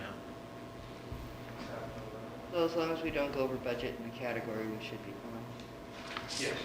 Well, on the general side, as long as you stay within the material and services budget, it doesn't so much matter if you're over or under on something. It's just that bottom line number, how it compares to what you budgeted. So we should be fine. I don't see it. The- God forbid we do. Yeah. The numbers are also really important this year because this is the first year off of a budget that's actually prepared by this administration, so we're gonna know how to budget next year without trying to work off of the one from before. Yeah, there's been a lot of maintenance going on over the years that was catch up. You got to kind of look back at a period of time when the district got into kind of dangerous waters, financially speaking. And so a lot of the maintenance got deferred back then. But there really has been the catch-up going on ever since then. It's just not, it's not all just happening in the first 3 months of this. No, we've been working on it There are a lot of for things the last that boards year. addressed in the past. Yeah. But as the funds became available, that's part of it, building back up those reserve funds, which the district has done. We're also stabilizing out on repairs. You know, these last two that True North took care of, put everything back into operational modes. And so from now on, I don't think there's anything left that we have to fix that was from before. Now it's just anything that happens in the future. So, It's just, it'll hopefully just be wear and tear stuff now. You know, and then your typical services, dog inspections are gonna be due here soon. But a lot of this I'm gonna be trying to bring in-house, so it's gonna save us even more money. So, Do you use Lincoln County for some of your stuff, their shop, or on your maintenance stuff? the fleet, Yeah. fleet services, yeah. That's about the best place to go, isn't it, For around? the heavy trucks, the big engines. Yeah, yeah, And if they're busy, then I'll send it over. Well, I'll drive it, if it's drivable, drive it over to Benton County Fleet as well. oh, their county there does it? Yeah. they Oh, have okay, one too, so. the smaller stuff we try to keep here local. right, You know, we take over to the local shop Right. here. And, you know, because it is tax dollars. well, it makes sense, but the big stuff, there's nobody around here to do it anyway. Right. Yeah. That Yeah, makes sense. the big stuff where it takes a certain certified person that's got to do it. What hurts us is when it's got to go all the way to Eugene because it's a computer system. Right, There's a yeah, certain, that's, you know, certain part, so, yeah. that makes sense, okay, so, I guess we need to do approval of the finance report, huh? Make a motion to approve the financial report as presented. Second? All in favor? Aye. So passed. Motion to pay the bills? Second? All in favor? Aye. All right, so passed. All right. Well, let's see, we've already taken care of Tidewater and McKenzie pretty much tonight, I think, haven't we? I gotta do leave. have You have a correspondence? I do have a correspondence. Okay, So we received a thank you card and a gift certificate. This is actually, I'll read it out loud to you. It says to all of our fabulous first responders, fire persons, EMTs, police, sheriff, volunteers, animal officers, stay safe in your duties. They gave us a $100 gift certificate to Grand Central. Nice. Says this $100 gift certificate is a token of our appreciation for all you are and do. Whenever we hear sirens, we pray for everyone's safety. Thank you again. Enjoy pizza at one of your meetings or trainings. Pam and John. Nice. So our next association meeting at the end of the month, we are going to have a pizza party and invite PacWest and the sheriffs to join us, as it was for everybody in this building. So Good. Cool. All right. All right, well, I guess we're down to the selection of an appraiser. We didn't settle on that, did we? I thought we Yes, we did. did. We We did. made a Took care We of that. did settle on that? Mhm. Yep. All right. I knew we were talking about it, I guess I lost track. But since we're in new business, you have those 2 surplus letters I gave you that if you want to. Oh, yeah. More letters? More letters, you don't have to read it all, Rita, you always are like nominee reader. Yep. Yeah, Faltered into Yep. that Guess role. what? reader? I just got nominated here. Reader? They're really short. Okay, and they're pretty much the same. So let's go. Members of the board, Central Oregon Coast Fire and Rescue District Number 7 would like to declare the equipment listed below as surplus equipment. It is the district's intention to sell the equipment which is no longer needed to support operations for the district. The equipment to be sold is specified by serial number below. It is comprised of one Mako air compressor station. The equipment is identified as follows: Mako air compressor station, serial number 54051812, hours 456.83, service 7/20/2017.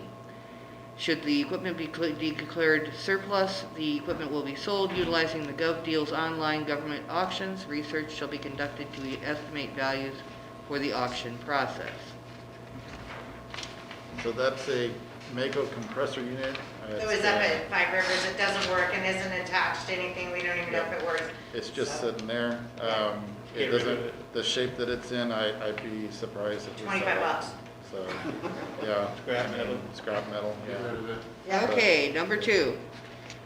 Central Oregon Coast Fire and Rescue District Number 7 would like to declare the equipment listed below as surplus equipment. It is the district's intention to sell the equipment which is no longer needed to support operations for the district. Equipment to be sold is specified by serial number below and is comprised of one pickup truck canopy. The equipment is identified as follows: a red ARE truck canopy, size for 2008 Dodge Ram 1500 pickup standard, previously assigned to Utility 72. Should the equipment be declared surplus, the equipment will be sold utilizing the GovDeals online government auctions. Research shall be conducted to estimate values for the auction process. I That's move the to one declare sitting the on 2 the- items of equipment surplus. I'd say so. And second it. All in favor? Aye. So be it. All right. Well, I guess we've about taken care of everything, have I? I have no report. Chief's report. Chief's report. Mm-hmm. Oh, yeah, I guess so. Sorry about that. I'll try to go quick. It's been a long meeting already. So, just a little bit more on McKinsey. We did meet with McKinsey, the beginning of this week. We did go over finalizing some details on the floor plan, and then this week they also provided us, and it should be in your guys' board books, the concept drawing for the station. So there should be one that's a floor plan, and there should be one that's a picture of what the building will conceptually look like after it's reconstructed. Hey, there's no bricks falling off the front of that one. Actually, that was quite the discussion that we had with them, believe it or not. When they put that on there, I immediately was like, no. No brick? Because of what we've been having with this We one don't need here. bricks. Yeah. So, it's I think it not- looks great. It's a not nice brick. looking building, yes. It's not a brick, like a brick facade, but it is a masonry wall. Right. So, and that's part of the size and No, we don't want brick. They did provide us 2 other concept drawings, but they both had some issues. The concept number 1 was a completely flat roof across the whole facility. We said, nope, No, not on the coast. not a flat roof. The third option, that one that you guys have there is option 2. The third option required the redesign and reconstruction of the entire roof system for the building. And we said, no, just keep it how it is and only add what you have to add. Nice. So that was obviously curtailing costs as well by not having to redesign the roof system. Will we also get a concept drawing of what the building will actually look like from the exterior from them? Yeah, so that's the start of it. They'll start working on color and everything, and it just keeps building from there. I like it, I think it looks great. Yeah. I really like the single story. There's, you're not seeing things on it, like we're required to put solar panels on the building to do energy efficient, we're required. So there's gotta be bollards out front so the vehicles can't strike the building. So there's not everything's on that drawing quite yet, it's just Just the a start. start. Yeah. And then they are assisting us, they're reaching out and trying to help us out with finding grants and funding options as well. We've been having some good discussions with that. We've actually made some pretty good progress over this last couple weeks. Fire season, we are still in fire season. I was at the Fire Defense Board meeting today, and we had a discussion of opening back up recreational fires after this weekend, depending on the amount of rainfall. Obviously, the big concern is, it's just like what happened a couple weekends ago. We're gonna get a burst of rain, it's gonna be a couple, 2 to 3 It's inches. on again. And then by Tuesday, the dry weather is gonna have everything right back to dried out, and the rain didn't matter. So I can burn while it's So- raining, right? Huh? I can burn my pile while it's raining? No. No, so, Not good PR, okay? so the conversation was consideration to open up recreational fires, so cooking Campfires. fires, campfires, but continue to keep burn season closed probably through at least October. We're not out of the woods yet. We've been very fortunate, but we're not out of the We woods can yet. have very dry Octobers too. And we just started some east winds just the other day, so. Ambulance 72, and Jeff is here in the audience, so he can chime in as much as he feels.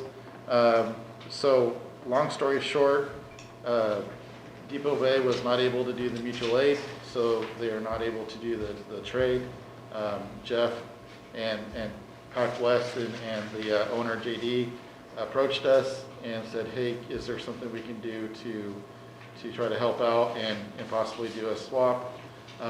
So our first reaction, because they are not a fire district and so therefore they're not subject to the Assistance to Firefighters grant, was to send everything off to legal. So I sent the AFG documents and a draft lease copy for doing a vehicle trade with them off to legal. I got that back in an hour before tonight's meeting. And basically the summary was that he doesn't see anything in the AFG document that would prohibit us from doing this, but he did give me 3 questions that I'm gonna have to make phone calls to our insurance tomorrow to find out about, to clarify before I'm willing to say that, yeah, this is something we can. From a legal standpoint, it's Yes, okay. from a legal standpoint. So see some insurance. However, my gut feeling and my follow-through is contact FEMA anyway and just make sure that there is Yeah. absolutely 0 issues. Yeah, we don't want So- anything that's not. I sent off an email to Richard, our FEMA rep, saying, hey, I'm gonna try to get in contact with you hopefully tomorrow, but probably more likely is gonna end up being next week. And then I'll try to get these questions answered. What I would like from the board is, basically what they're proposing is, if we lease our ambulance to Pac West until the end of the grant, where we can relinquish our ownership of it, they will lease to us in return a medium rescue and a Tahoe command unit until the grant is completed. When the grant is completed, we will basically swap titles for $1, and then we will take ownership over the vehicles. So we are getting a rescue rig then? Yeah, medium rescue. What, is that like what Depot Bay had, or is it It's just a different? little bigger. Oh, a little bigger? Yeah, yep, it's a That little had bit bigger. the same shape and everything? and- Yeah, yeah. It's, this one's got, I want to say 34,000 miles on it. and it's a Freightliner chassis, and it has an onboard compressor for filling bottles, which means we can get rid of that Connex box there, because that system's on its last Does that leg. have the tie-offs on it and stuff then, like the other rescue rig? Yeah, those are. Same those type common. of thing. Mhm. Well, the compressor would be nice. Yeah. Yeah. So what I'm looking for is, instead of having to wait till the very next board meeting to try to get a decision on something, if, and I can email you guys pictures too if you'd like of everything. I would like to It's on see the my picture, computer. yeah. If FEMA and legal both say that this is approved and following the rules, would the board be okay with me finalizing the lease agreement with PacWest to be able to do the swap? Yes, I think so. Well, we work after a rescue rig anyway, right? Yes. And this was- As long as it's on board and up board and we're not involved legally, I have no issue with it at all, because, again, that ambulance is deemed worthless to us. Basically, it's And costing us. The thing is from a business standpoint, it's wasting our money. You talk about budget, I mean, it's still costing us to have it here. Oh, yeah. So the thing is if you can make it work, fine. If it's all, yeah, if everything checks out everywhere, Okay. I don't, Have you guys already written out a contract then between yourself and PacWest that is mutually agreeable? We've written out leases and we sent them to legal. That's what just came back today. And then also, as well as the follow-up contract that says at the end of the lease that you would exchange it? That's next. Once we get the approvals, we'll have to do a contract that outlines what the leases are saying. Right, as long as that was done before the actual exchange or agreement, the final contract would have to be done, right? Yeah, because there's some things that we're asking for in addition to make the values match. Right, So we're asking for them to wrap the Tahoe with our colors and things to bring it so that what we've valued the ambulance at, they are providing equal value to us. Okay. So, do you want to say something, Jeff? I just say, yeah, so we've run it through our legal end of things, so for the Pacific West ambulance side of things, our legal saying, man, as long as your legal department says it looks good. Jamie and I did talk a little bit this afternoon about, reaching out to FEMA just to make sure everything is. yeah, we don't want something to. yeah. And, as far as Pacific West is concerned, we're good on our end of things. Okay. All right, well, thank you. Yeah. Now, will this rescue rig, would you put our new extraction equipment in that, or will that be on a fire truck? No, our hydraulic stuff will actually go on the rescue and the batteries will be on the engine. Oh, so Right, you, okay, I see. So the batteries will get there first. If there's On the truck, Yeah, on the engine. If there's Right. multiple cars and it's gonna either, we need to run multiple tools at the same time, or if it's multiple cars and the batteries aren't gonna make it, then our hydraulics will be on this rescue as a backup. because the hydraulic units are fairly new, right? No, hydraulics Yeah, have they been were around for a used, long they were time. purchased used, I believe. Yeah. Oh, okay, I didn't know for They sure. were like, They- We've got new, the ones that are Yeah. on 72 are a new set. Yeah, we've gotten some Year-old. newer hydraulics in the last couple of years. Okay, And then we had some of the same brand that are a little bit older than that. now too. we'll go in the rescue rig, then the older? Yes. Okay, so we'll be pretty well covered with So, extraction gear. so we have, at the end of the day, we'll have a battery, full battery set on the first out engine. We'll have a backup hydraulic set on the first out rescue for motor vehicle accidents. And we'll have a combi set up at Tidewater on the engine and Tidewater to get started until our second engine gets, or our first out engine from here gets there. Well, Well, covers as long pretty as well. everything is legal and everything's hunky-dory and FEMA writes on it, I would make a motion to move forward. Yeah, our attorney at the Purdue Local Government Law Group said, I don't see anything wrong here. It looks good with these things being answered. I just don't want to do it, just something about my gut says, ask FEMA just to make sure. Oh, no, Double totally check. agree, that's what I'm saying, if everything is above board and everything Yeah. is hunky-dory, then I would say move forward. Yeah. And I'll second her motion. so Yeah. We'll I make it agree. official. If everything's hunky-dory, we go for it. Yeah, so all in favor? All in favor, yeah. Aye. Okay, we will make it happen. ISO, I actually got a call from somebody asking me, hey, have our ISO results come in yet? They haven't officially come in yet. I'll try to It's reach out taken so to, long. Really? it takes a while, but I'll try to reach out to you, Dave, and see if I can get an update, Okay, you know, thank something you. from him. Grant funding has taken up a lot of my time, Wendy's time for the last couple of weeks. We've been on the hunt for grants and trying to find funding options to help us with this building. One of the things that we came across was an article about Springfield, Ohio's fire department getting $44 million for 3 new fire stations to replace a few of their trucks. So we actually reached out to them and they were great. They immediately got back to us and Cool. said, here, look at this, look at that, talk to these people. So we've been working through those channels.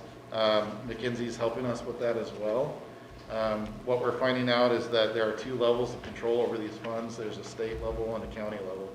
And so we're trying to figure out at what point do we go to somebody and say, can we get something to help us as part of this? And that's where we're at with that right now. Sequoia Consulting, we had a meeting with them. They are a grant research, grant writing firm. And so you hire them to write a grant for you that they find, and then they charge us for writing the grant based off of how much time they Take have a put into percentage. it. No, they're an upfront. Just Oh, the just time. upfront fee? Yeah, they're an Okay. upfront for the time that it takes for them to do it. Okay. And then they submit it for us. Alright. That's good, and I'm all for it, but I actually like the one that Todd found better. It sounds like a good one. Todd found Ryan LLC with Ron Nichols. We had a meeting with them just on Tuesday, and that was a great meeting. They had a lot of funding ideas that I would say are not traditional for us, but also not making us ineligible to those funding also. And so they only get paid if we get paid. Right. So they I like that one. they have a fee, and it's a 3% fee of whatever we get because of what they did. And I like that a lot, because I like means that. you know, if they're not successful with the grant, then Didn't cost us. skin in the game. yeah, Yeah. And anytime somebody's got skin in the game, they're gonna work hard. right. Oh, yeah. So in your board package, you should see there's a flyer from the Ryan LLC group. Yep, and I then saw there's that. the Yep. flyer from the Yep. Sequoia group. All I need to know is do you want me to reach out and establish a working relationship? You know, I need approval with Ryan LLC, Sequoia, or both. I would say, I would advise doing the Ryan LLC. I like the Ryan, and So I would like motion- both, just in the fashion that if we go out for a $1.5 million grant, sharing 3% of that is substantially greater than paying somebody $150 a month, or an hour.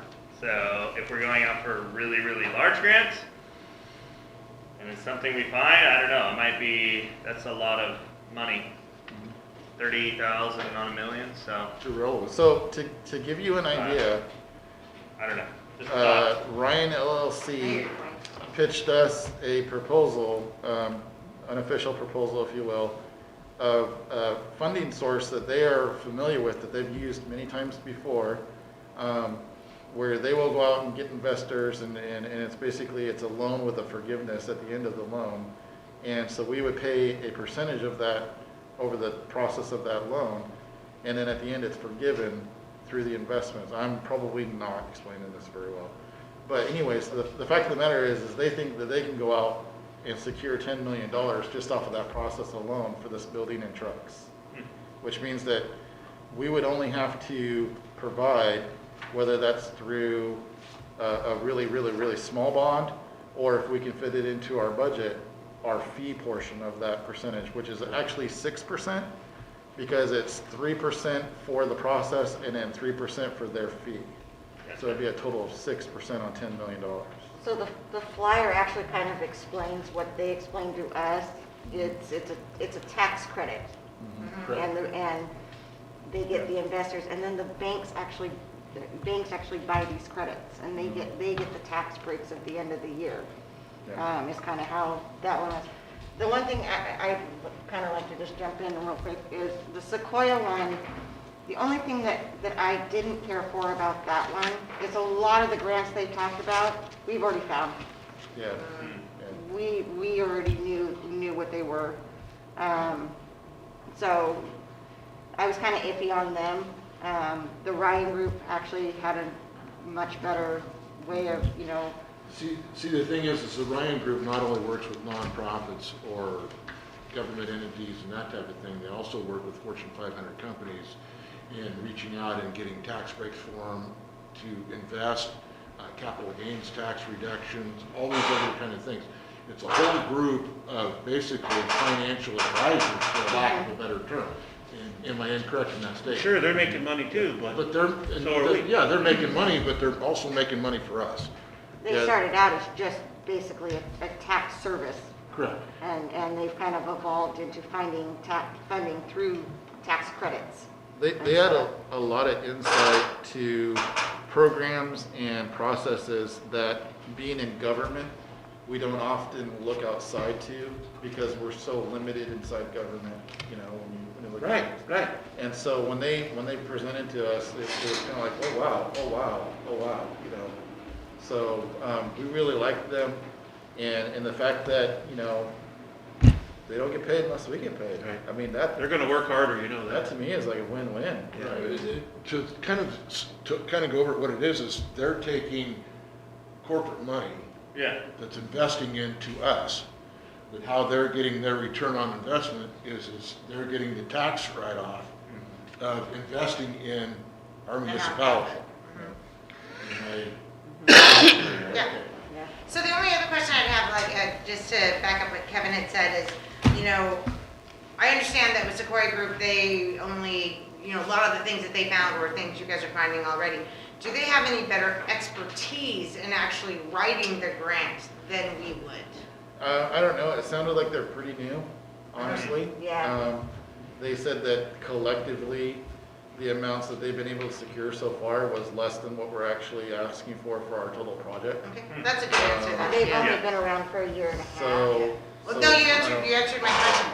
Yeah. So I would motion to make a relationship with Ryan LLC. All in favor? Aye. Okay. Pass. I met with FEMA for the Building Resilience Infrastructure and Communities Program. Had a good meeting with them. That's where we got into discussions about separating out some of our projects. For instance, if we separate undergrounding the power lines, that's hazard mitigation. And we can get separate funds to take those funds out of the entire project. If we separate out having a generator that's gonna power the entire facility in storms Backup. and power outages, then we can separate that out, and that's also hazard mitigation. Oh. The one thing we asked them about that they've been able to confirm that they can't do was, we asked to have a above-ground diesel tank with a pump available on our property because of what happened last year with Echo Mountain.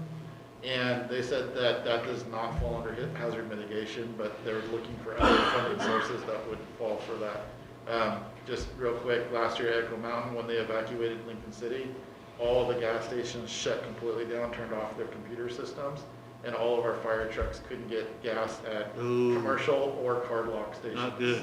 Yep. So we started running out of fuel, so that's not good.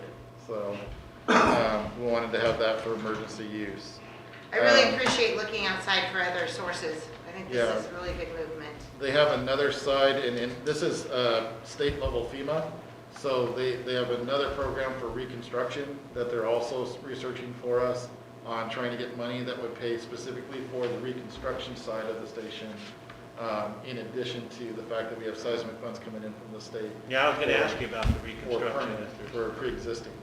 So the fact that we have to bulldoze and rebuild, we could actually get money towards that side of that project from the state FEMA side. Oh, good. So I was they're wondering looking if that would be help for that part. Yep. Of course, we have the Oregon seismic grant that we're still working on, and Right. the next thing that Mackenzie's gonna need is the geotech. They're gonna need to know how far down they have to go to get to hard ground. So- Long way. Yeah. So we're gonna need to pick a group that can come out and basically they just drill until they hit hard rock and then they report the findings. Right. It's a phase 1 geotech. Yeah. So we'll How have. long of a to drill they provide got? that. I was just joking, I asked how long of a drill do they have? I hope it's a really, really long one. We took, because- we took the drill rig out when they did the Walport Bridge. It's a test rig and they drilled down. There was all the pre-testing of bridge, you know. I know Yeah. exactly what you're talking about. Yeah, so we'll have to pick a group and then have them come in and do that as part of the finishing up the evaluation. We did this, or I don't, it was before I got here, was done for Tidewater, so we have the phase 1 geotech for Tidewater already ready to go, so that's good. Been trying to get a hold of the director for rural, for USDA, so they do loans and they do grants for rural communities.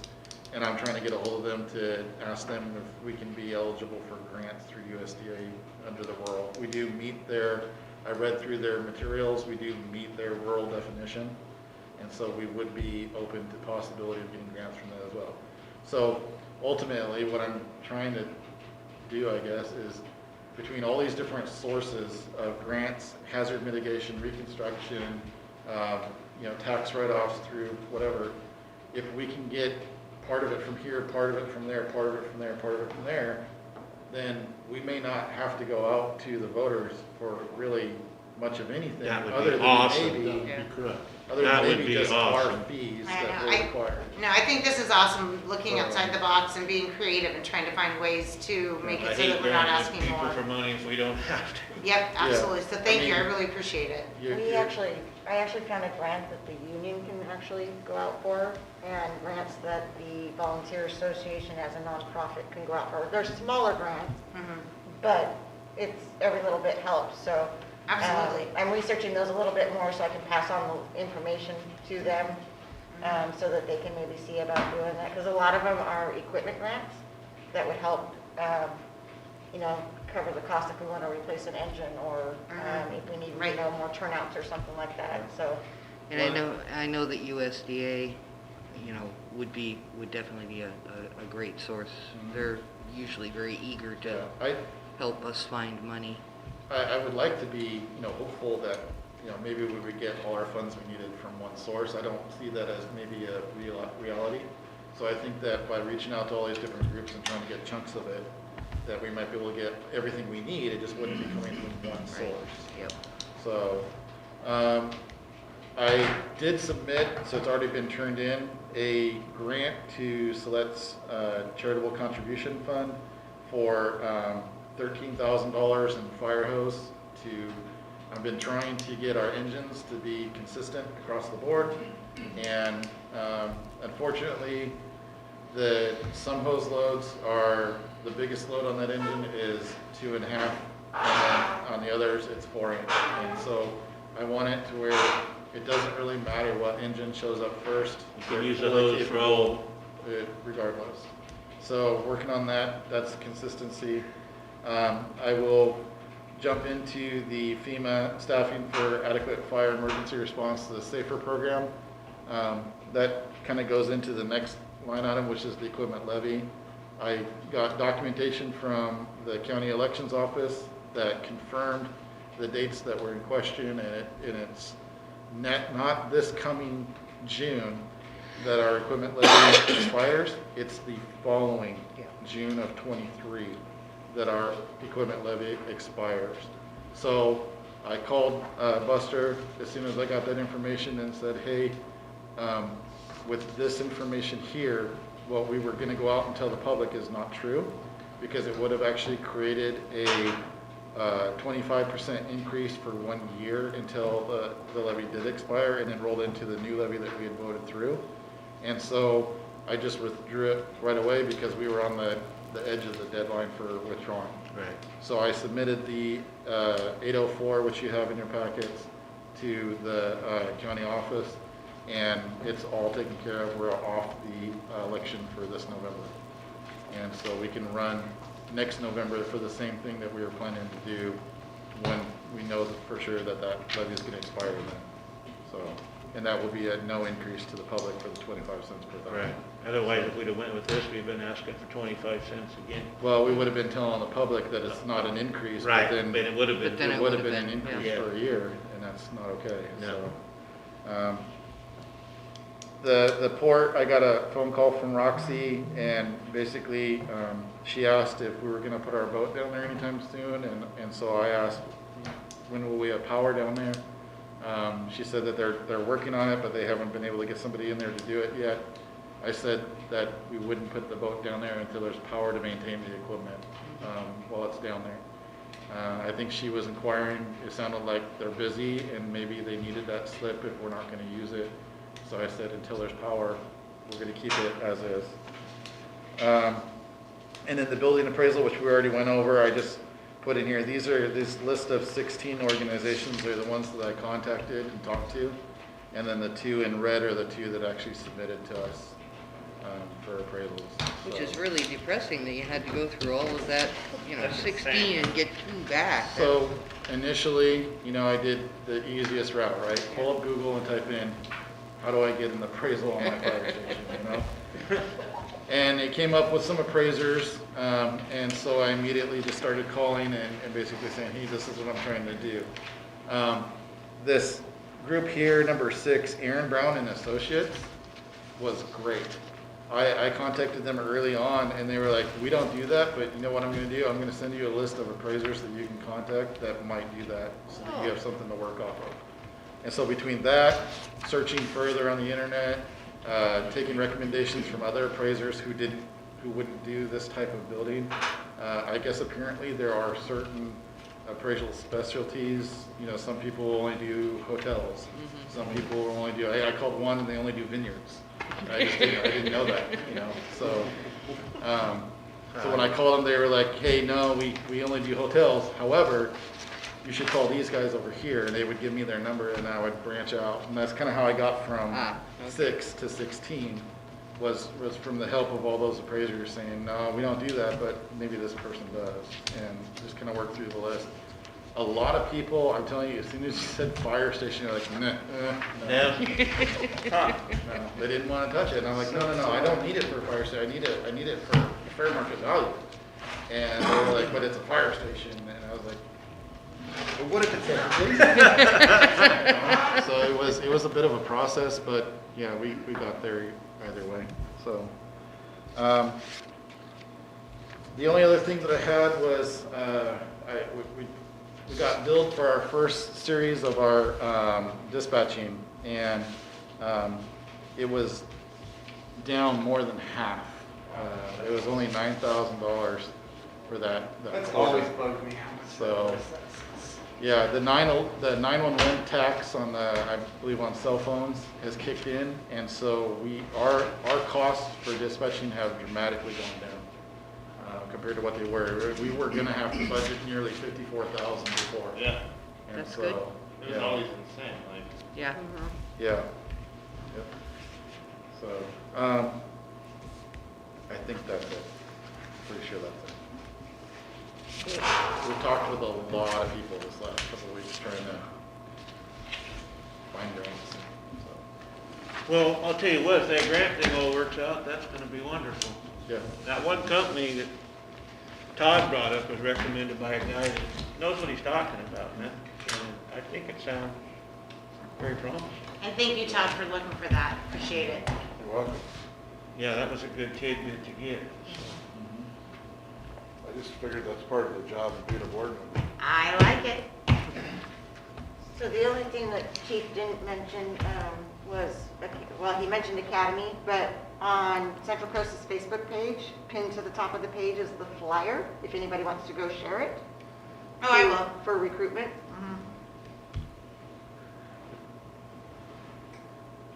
Okay, well, I think we're pretty well wrapped up everything, haven't we? Unless do we have any Other questions from comments? our viewing Any public audience? comments, or?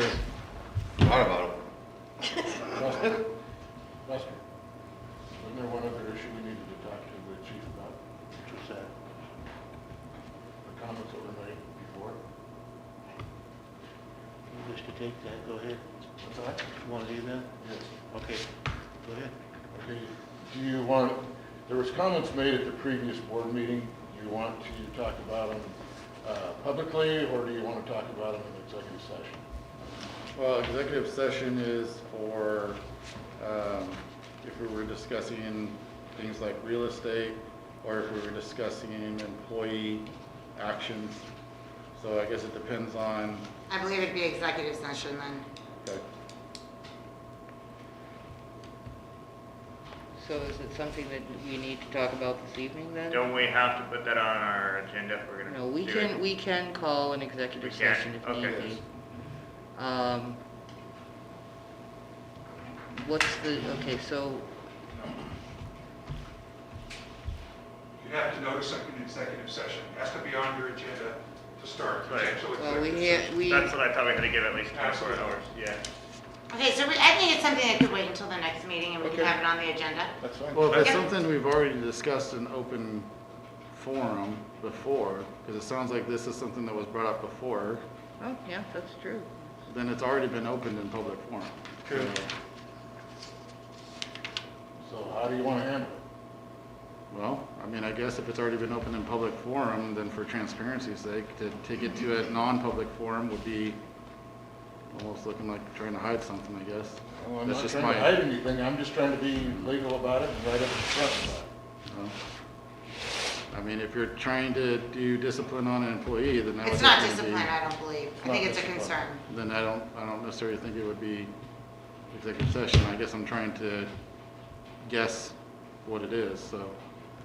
What it is there was a statement made at our last board meeting that a board member had made a statement to the John Q. Public, which we have no idea who that is, what that is, or whatever, had stated that the morale was bad in this fire department. Yeah. And I find that absolutely incorrect and I just was unjustified. bringing up what was brought to me. I wasn't pointing fingers or anything. That wasn't meant, I apologize if that came off as pointing fingers. That was not pointing fingers. That's what was brought to me, and in, yes, spirit of transparency, I wanted to bring it to you, and that's why I did that. So is the morale down? No. And everybody at the meeting attested to that on many different levels, whether it was our volunteers, our union rep who was sitting at the table, our staff, that's why I think it kind of caught us off guard that somebody, especially from within our organization, would think that we were having these issues when actually, you know, we are building up. We are, Well, for all being new to each other, I was thinking our first couple of meetings went pretty well. And it also, didn't have anything to do with the meetings. yeah, I think. No, but I no. mean, you know, we It didn't, was somebody in passing who a comment was made and they felt that we should know. So I think one of the So- things that was concerning just to me, because I actually have said, you know, I've spoken with John, I've spoken with Shai, I've spoken with everybody. I have not seen anything about bad morale, and all anybody ever does is talk up everything. And I think what was concerning, and I even said that at that last meeting, and I think what's concerning is when somebody makes an allegation or a statement, and we don't know the context, we don't know what was said, we don't know who supposedly said it, we don't know who supposedly overheard it. And then when you present that in there, I think it's, I don't know that hurtful is the right word, detrimental. I believe that there probably may have been other avenues to address that or bring that up or state that concern rather than the way that it was done. So I guess, you know, in trying to, the way that we brought it up, we felt it was the best way to just bring it up as a general, you know, statement that gave us an opportunity to say that if somebody does feel that way, it's not true. Right. And Well, I know I did not and say that. But, but not sit here and be like, well, Rita said, Right. and Rita. so now we want to point out in general public of our meeting that Rita did bad. Right. You know, it was better to just bring it up and say, look, if anybody has these feelings, then that's unfortunate. However, we would like to take the opportunity to say that we don't feel that way. We don't feel that there's a low morale. We don't feel that things are not going well. We feel that things are on the up and up. We've taken care of a lot of things. There are still a lot of things that need to be taken care of, as the majority of the first half of this meeting shows. And we're on track for that, and we're working on it. And you know, we're all human. We're gonna make mistakes. You know, And so are I we. don't want people to think that I'm a fire chief coming in here with this massive fire chief background that's always gonna have an answer or always know how to do something on every single situation. And so, yeah, when something like not putting bait boxes out earlier gets missed, yeah, ultimately I'm the fire chief. I don't mind taking responsibility for whatever happens in this district, but it's a mistake that we're correcting as fast as we possibly can because it was brought to our attention. And so, you know, where that statement was made so that we weren't calling anybody out, so that we could provide an opportunity to clarify and then be done with it that night. Bringing it back up tonight, we were done with it that night. And So- also let the community know that the morale here is good, so that the community itself, the people who rely on us every day, know that we're good. And We work really well together. You know, I'd like to point out that the reverse has happened, where, you know, a board member comes to me and says, hey, I heard this, and that's not okay, and it was managed, it was dealt with, because it shouldn't have happened, you know? And so, we didn't want to create some big scenario, we just wanted to have an opener to say that if any of you feel this way, here's our opportunity to say it's not true. Does that make sense? That makes total sense, but the thing is, you know, when a statement's made like that, the thing is I think you guys ought to know, I can speak for myself personally, and I think I know kind of everybody here, the thing is if that was said, somebody needs to be called out about it, because it's not true.